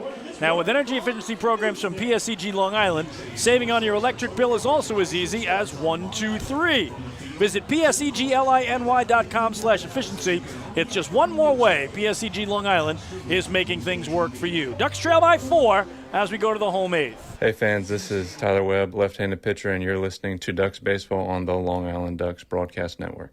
PSEG Long Island wants you to know how to save energy and money in your home. Did you know energy-efficient appliances can use up to 25% less energy? Here's how to save. PSEG Long Island offers money-saving rebates when you purchase Energy Star appliances. Discover how a little energy efficiency know-how can mean savings in your home. Find more energy efficiency tips, tools, and money-saving rebates at PSEGLINY.com/save money. Want an awesome birthday without all the hassle? Book your Kona Ice birthday party with the Ducks today. 2 brand new packages are now available, including our exclusive game room suite. Along with enjoying an exciting Ducks game, your birthday child and his or her friends will have a blast playing video games on Nintendo Switch, Xbox, and PlayStation 4 in their very own private luxury suite.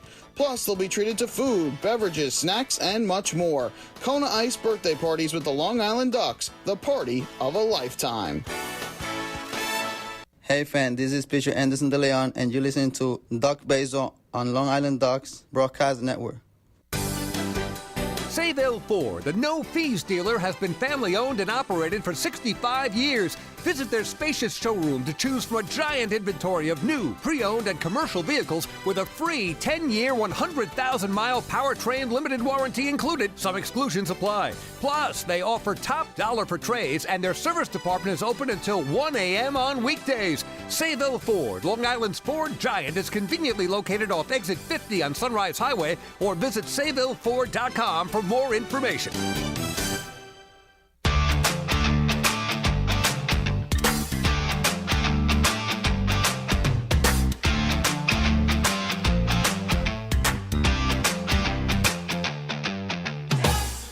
Well, we go to the bottom of the 8th. Ducks trail at 9-5, and the 4th pitcher of the evening for the Revolution is the right-hander Nick Howard. So Howard in to replace Brett DeGus, who worked 1 inning, the 7th, allowed 1 hit, 1 run, it was earned, 1 walk, 2 strikeouts.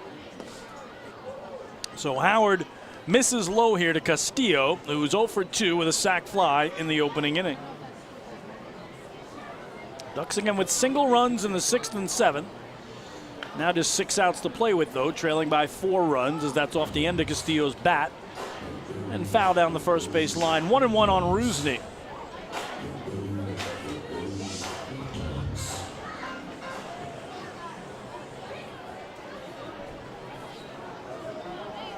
Howard, the righty from the extreme first base side of the rubber, deals down and away.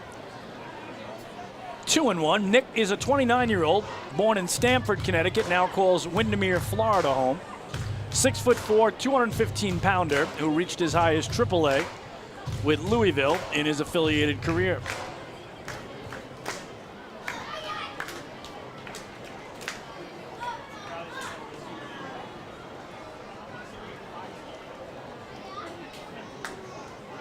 One again bounces through the catcher Rodriguez and behind him, so wild start here for Nick Howard. Howard's 12th game of the year, all in relief, 0-1 record, 3.09 ERA. In 11 2/3 innings, he's allowed 10 hits, he's walked 7, struck out 18.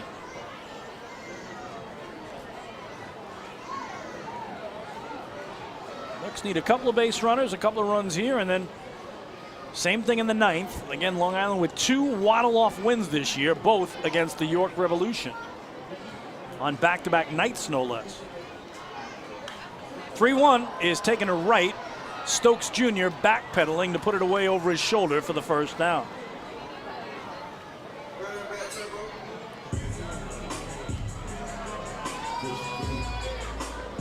Right fielder, number 14, Johnny Turbo. So here's Johnny Turbo, a pinch hit homer to left. His last time up, his 4th of the season, and stayed in the game to play right field. And Howard deals strike 1 on the outer half. Jake Zurello in the on-deck circle for the Flock, as that is now the pitcher's spot, the 8th spot. Another swing and a miss. And it's quickly 0-2.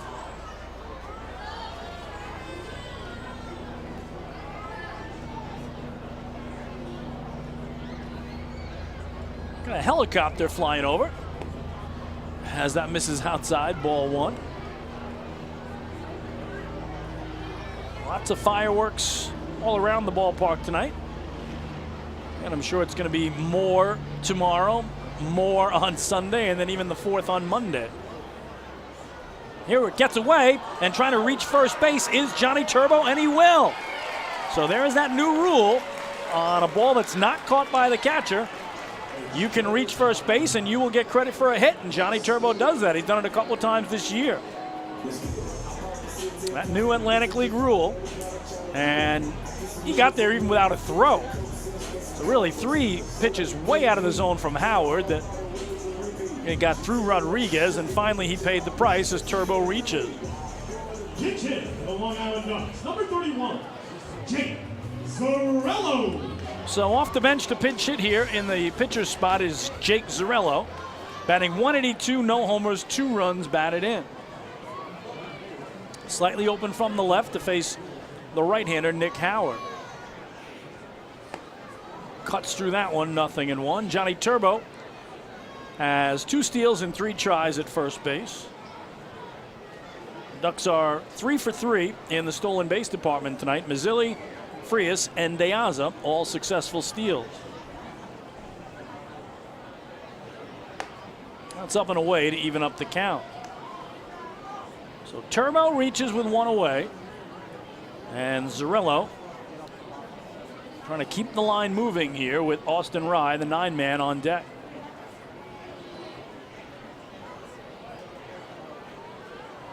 They're going to throw over, and Turbo diving backhands first.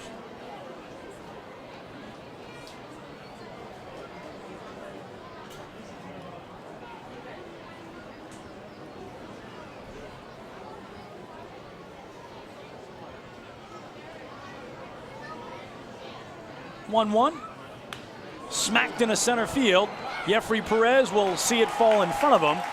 Turbo had to hold up, and he will stop at second. But Jake Zurello, a pinch hit single. So Wally Backman's guys off the bench have done the job tonight.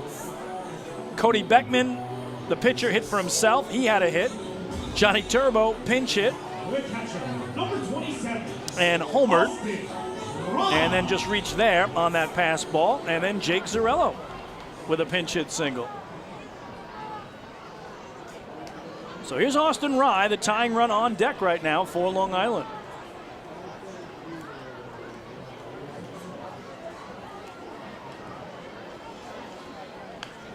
Off the hands toward first base. Grabbed there by Franco to short for 1. Back to the pitcher, Howard, in time. A beautifully turned 3-6-1 double play by the Revs, and that will retire the side. For Long Island, no runs, 2 hits, 1 left. We go to the 9th. It's still York 9 and the Flock 5.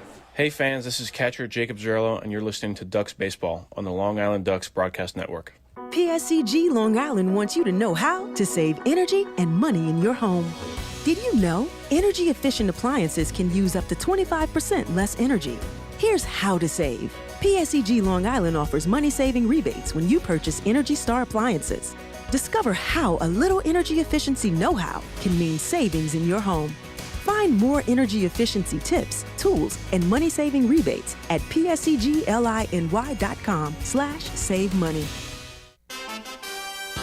Want an awesome birthday without all the hassle? Book your Kona Ice birthday party with the Ducks today. 2 brand new packages are now available, including our exclusive game room suite. Along with enjoying an exciting Ducks game, your birthday child and his or her friends will have a blast playing video games on Nintendo Switch, Xbox, and PlayStation 4 in their very own private luxury suite. Plus, they'll be treated to food, beverages, snacks, and much more. Kona Ice birthday parties with the Long Island Ducks, the party of a lifetime. Hey fans, this is infielder Vladimir Frias, and you're listening to Ducks Baseball on the Long Island Ducks Broadcast Network. Hey, Ducks fans, the official hotel of the Long Island Ducks is the Radisson Hotel, Hauppauge, Long Island. It's centrally located on the north shore of Long Island and offers a home away from home for both business and leisure guests. The Radisson Hotel, Hauppauge, Long Island features an indoor pool, 24-hour business center, a fitness center, and complimentary Wi-Fi in all guest rooms. Enjoy the contemporary American cuisine at the Fountain Grill restaurant or grab a quick bite to eat at Cafe Pronto. And best of all, it's only minutes away from Bethpage Ballpark. The Radisson Hotel, Hauppauge, Long Island, the official hotel of the Long Island Ducks. Call 631-231-1100 today. That's 631-231-1100. Hey kids, are you looking for even more fun when you come out to a Long Island Ducks game? Then be sure to head over to the Ducks Fun Zone. It's located on the main concourse down the right field line. There you'll find 3 fun-filled inflatables, including the ducktail slide, the bounce house, and an obstacle course. Enjoy unlimited access to all 3 inflatables for just $5 every game. That's the Long Island Ducks Fun Zone, open during all home games at Fairfield Properties Ballpark.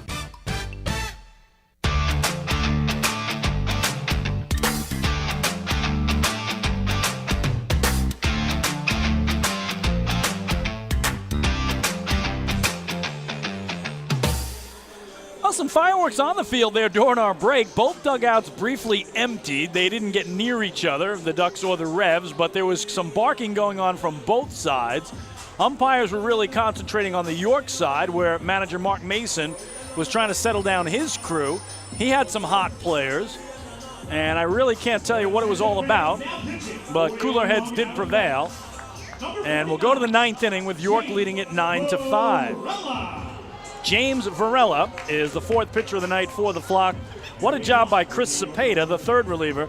2 innings, 1 hit, no runs, no walks, 4 strikeouts.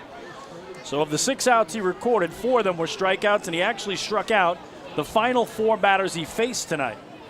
So Jeffrey Perez, the 7-man, to face right-hander James Varela as we start the 9th. First pitch swinging. Tags it to deep center. Rusney Castillo going back at the track, at the wall. It's gone.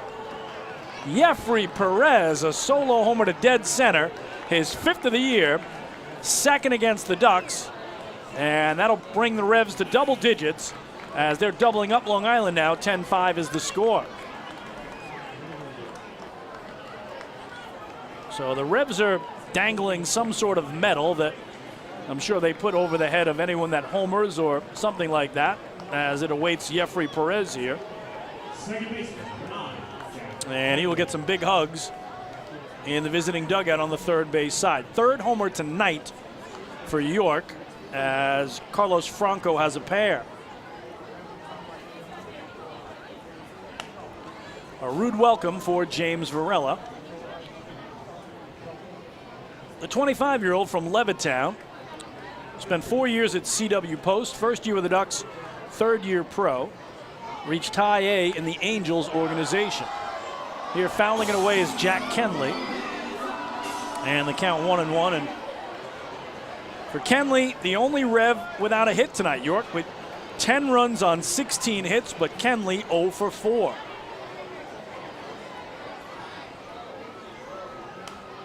Fouls that away, it's 1-2.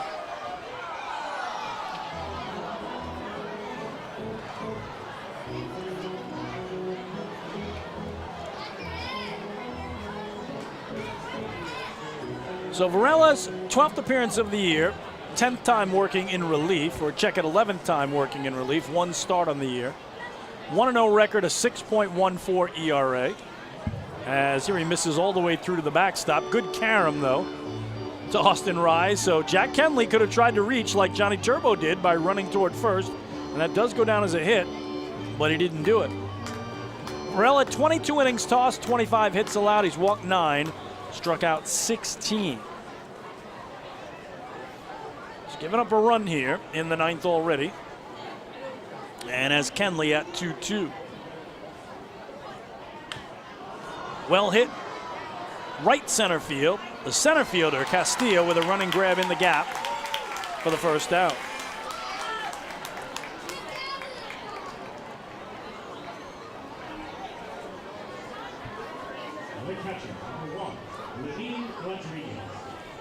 So here's Lenin Rodriguez. Pair of ground outs tonight. He's also walked and doubled. He's 1 for 3. Duck pitching has 12 strikeouts in the game, 2 off the season high. And that was done June 10th at Staten Island when they fanned 14 Ferry Hawks. So the best they could do right now, is if the game does not go beyond 9 innings, is to tie that mark, as there's one away here. And a quick pair of strikes on Lenin Rodriguez, the 9-hitter. 10-5 Revs as we play here in the 9th. Huge crowd of 6,335. So about 330 extras than seats. And they are lining the concourse, and I'm feeling it might even be bigger tomorrow and maybe the biggest Sunday. Everybody's off Monday for 4th of July, and whenever the 4th lands on a Monday, you got essentially 4 days of fireworks. A called 3rd strike as Varela picks up his first punch out. And the Ducks with 13 strikeouts tonight, 1 shy of the team high for the season.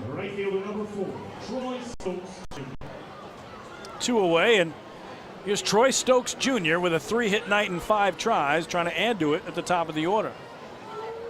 So again, whenever you have the July 4th that falls on a Monday, as it does this year, you're going to get fireworks on the Friday, the Saturday, the Sunday with everybody off Monday, and of course on the 4th, which is a Monday. Here, a ground ball up the middle. Frias cuts it off behind short, throws to first, not in time. And Troy Stokes Jr. has his 4th hit of the night. 3 singles and a double.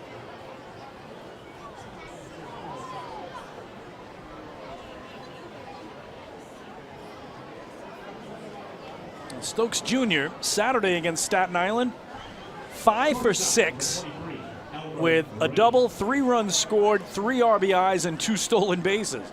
So he's had a couple of monster games at the top of the order of late for Mark Mason. Here's Elmer Reyes. He's had a 2-hit night and also reached on a walk. Ducks not holding Stokes Jr. aboard, as that's ball 1. So again, you're going to have 4 great nights of fireworks. Ducks have the fireworks tonight, tomorrow, and Sunday, but Long Island is in Staten Island on Monday night. So there won't be any fireworks here, but there will be tonight, tomorrow, and Sunday night. Come on out. Popped up behind home plate. Austin Rye loses his mask and then stumbles over it a bit, and the ball hit in foul territory. Wow, almost fair though. And that is unbelievable because catchers usually try to get that mask and the helmet as far out of the way as possible. And Austin Rye actually stumbled over his helmet. Well, check that. Jake Zarello, my era, Jake Zarello is now catching.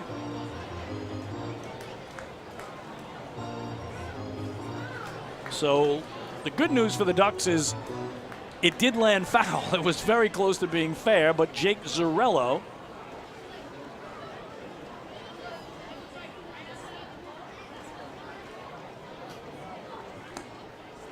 could not find it.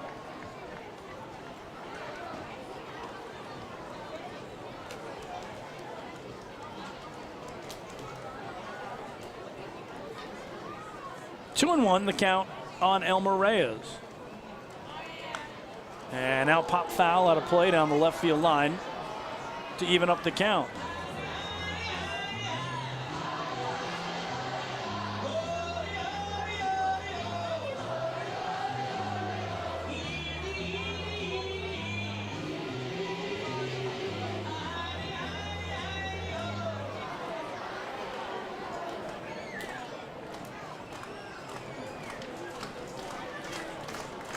Rhythmic clapping getting behind the local boy.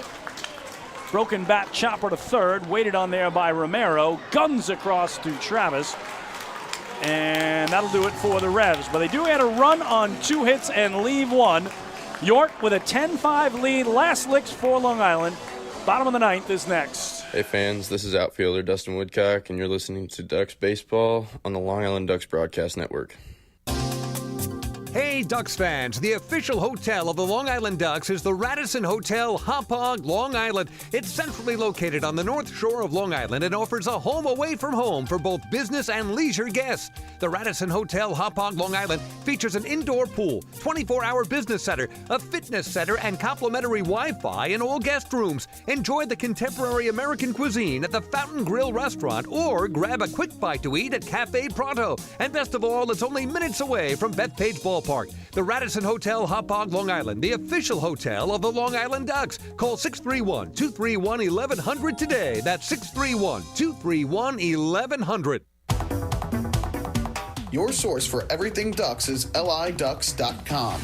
The official website of the Long Island Ducks is the best place to stay up to date with Long Island's hometown team. Purchase tickets to the game, see the full promotional schedule, visit the online store, read the latest news stories, and watch every game live right on the homepage. The site offers an optimal browsing experience on either your computer or mobile device. liducks.com, the official website of the Long Island Ducks, your one-stop shop for all things Ducks baseball. Hey fan, this is pitcher Anderson De Leon, and you're listening to Ducks Baseball on Long Island Ducks Broadcast Network. Sayville Ford, the no-fees dealer, has been family-owned and operated for 65 years. Visit their spacious showroom to choose from a giant inventory of new, pre-owned, and commercial vehicles with a free 10-year, 100,000-mile powertrain limited warranty included. Some exclusions apply. Plus, they offer top dollar for trades, and their service department is open until 1 a.m. on weekdays. Sayville Ford, Long Island's Ford giant, is conveniently located off exit 50 on Sunrise Highway, or visit SayvilleFord.com for more information.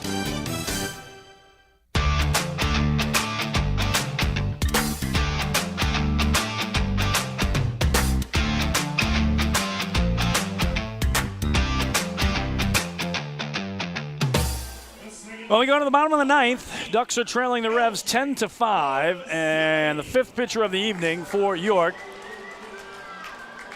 is the right-hander Nick Green. So Nick Green, in just his 2nd game with the Revs after signing with them this week, deals to L.J. Mazzilli, who bounces one to second. Kenley across his body to first, 1 pitch and 1 out.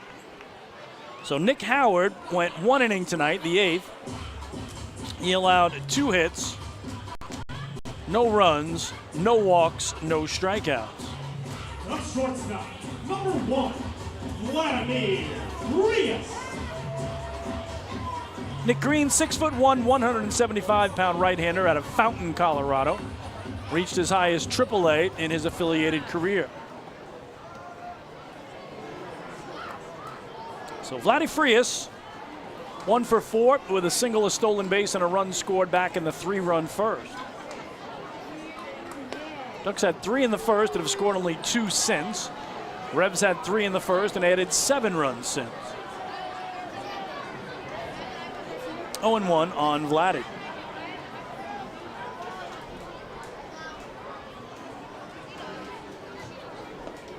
Drops in for a strike, 0-2.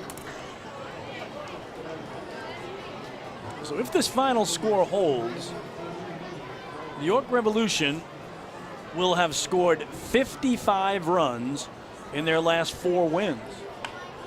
Golfed to first, waiting on it there is Franco. Took a big hop, but he stayed with it and then beat Vladdy to the bag for the 2nd out.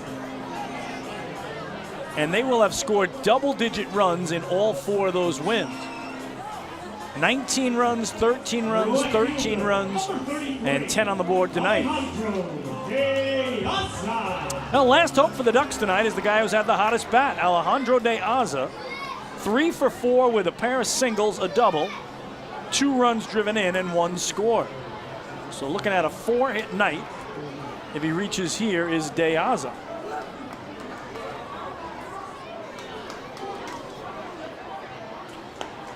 Low and away, misses Green. The Ducks have had 3 4-hit games this year. Castillo, Travis, and Turbo have each done it once.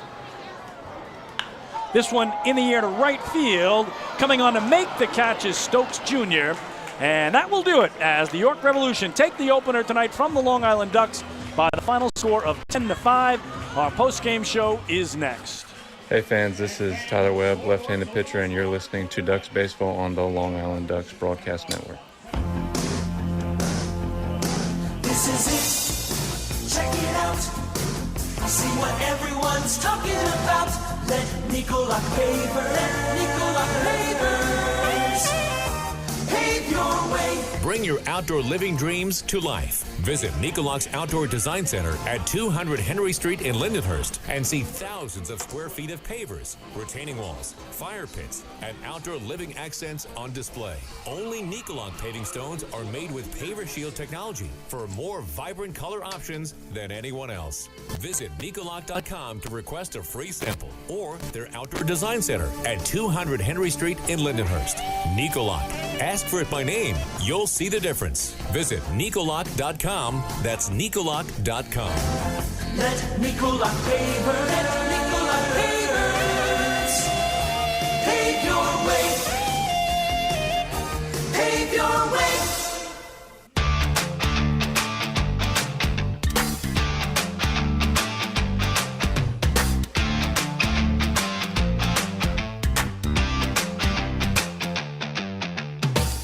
Chris King back at the old duck pond here as we close up the broadcast booth. They are getting ready for the fireworks spectacular that will follow this one. We've got another fireworks show tomorrow night and another one Sunday, so come on out and celebrate Independence Day weekend with us. Revs celebrated tonight with a 10-5 victory over the Long Island Ducks as, again, both teams scored 3 times in the opening inning. The Ducks were down 3-0 as they came to the plate in the home first, but they got an RBI single by Alejandro De Aza and back-to-back sac flies by Davidson Romero and Rusney Castillo to tie the game at 3. But York scored 3 in the second as as Anderson De Leon tonight for the Flock could not get out of the second inning. He recorded only 5 outs, giving up 8 hits and 6 runs, and the Ducks were down 6-3 before they came to plate for the second time in the game. The Revs would tack on another in the 4th to make it 7-3. They would add 2 more in the 6th to make it 9-3. Ducks got a run in the bottom of the 6th on a pinch hit homer by Johnny Turbo, his 4th of the year to get to 9-4. Long Island another run in the bottom of the 7th on an RBI single by Alejandro De Aza to make it 9-5, but they would get no closer as the Revs would add 1 in their half of the 9th and hang on for the 10-5 victory. The final numbers for the Revs: 10 runs, 17 hits, 1 error. They strand 10. For Long Island, 5 runs, 10 hits, no errors. They left 7. The winner is Martinez. He's 6-4. The loser, De Leon, he's 3-2. The game played in 3 hours and 12 minutes before a sellout crowd of 6,335. Third sellout of the year and sellout number 694 in the 22 seasons of Long Island Ducks baseball. So with the win, York goes to 29-32. They've won 2 straight and 6 of 8. With the loss, the Ducks fall to 33-29 as they are again, alternating wins and losses now the Ducks have through their last 6 straight games. Win-loss, win-loss, win-loss. I guess that means good things for tomorrow night. But, again, the Revs have taken the opener of both previous 2-game series against the Ducks this year, only to watch Long Island come back and take Game 2 and Game 3 of those sets. So the Ducks are hoping that pattern continues. Well, how can we not name Carlos Franco tonight as our player of the game? Again, he did have 2 home runs, 21st and league-leading 22nd, a solo shot to right in the 4th, a 2-run blast to center in the 6th. So, again, he sets a franchise record for most home runs in a half. He reaches base for the 43rd straight game, and despite the fact Troy Stokes Jr. had a 4-hit game, we are naming Carlos Franco as our player of the game tonight for the York Revolution.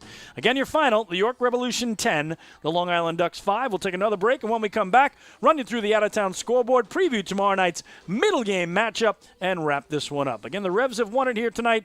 10-5 is the final. Enjoy the fireworks beyond the outfield walls. We'll be back in just a minute. Hey fans, this is right-handed pitcher Chad Hawken, and you're listening to Ducks Baseball on the Long Island Ducks Broadcast Network. When we see Long Island, we see you. Because at Catholic Health, we know that it's your remarkable lives that breathe life into our island. So at every Catholic Health hospital, practice, and care facility, we're able to provide the highest quality, most innovative care for your body because our culture cherishes your humanity. Long live Long Island. Morning, Dan. How was your weekend? Oh, it was awesome. I took my family to a Ducks game and had a blast. The seats were great. We ate a ton of food, and the Ducks won. They even had amazing fireworks. Oh, yeah, they got a good thing going on there. I took friends to Thirsty Thursday a couple weeks ago and had too much fun. They should totally use us in one of their radio spots. You mean like the one we're doing right now? Sure, that works. Ducks Baseball. Good times every time. Get tickets at liducks.com.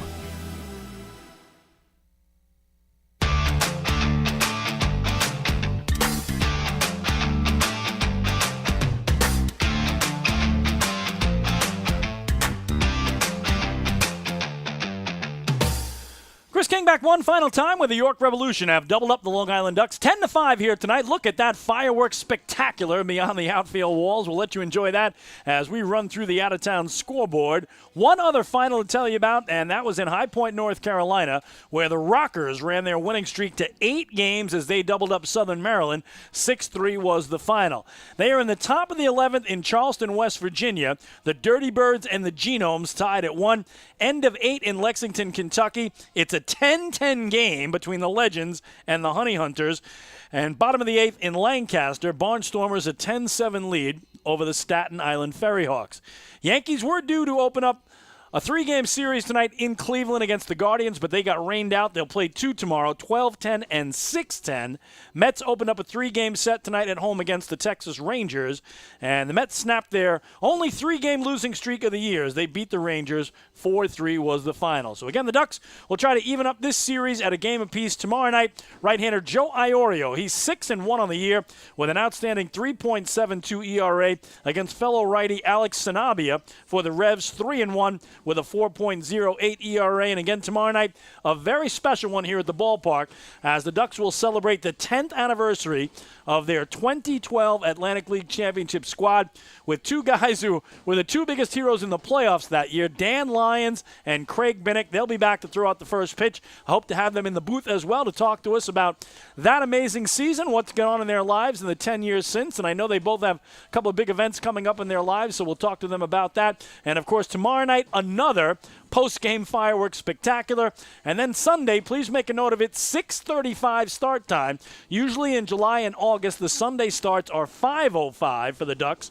But because they want to shoot off the fireworks and make sure it's dark enough, Sunday's game will be 6:35 with beach balls going out to the first 1,000 fans. And yet another post-game fireworks spectacular as we celebrate Independence Day weekend, which is underway officially. You can see the celebration beyond the outfield walls.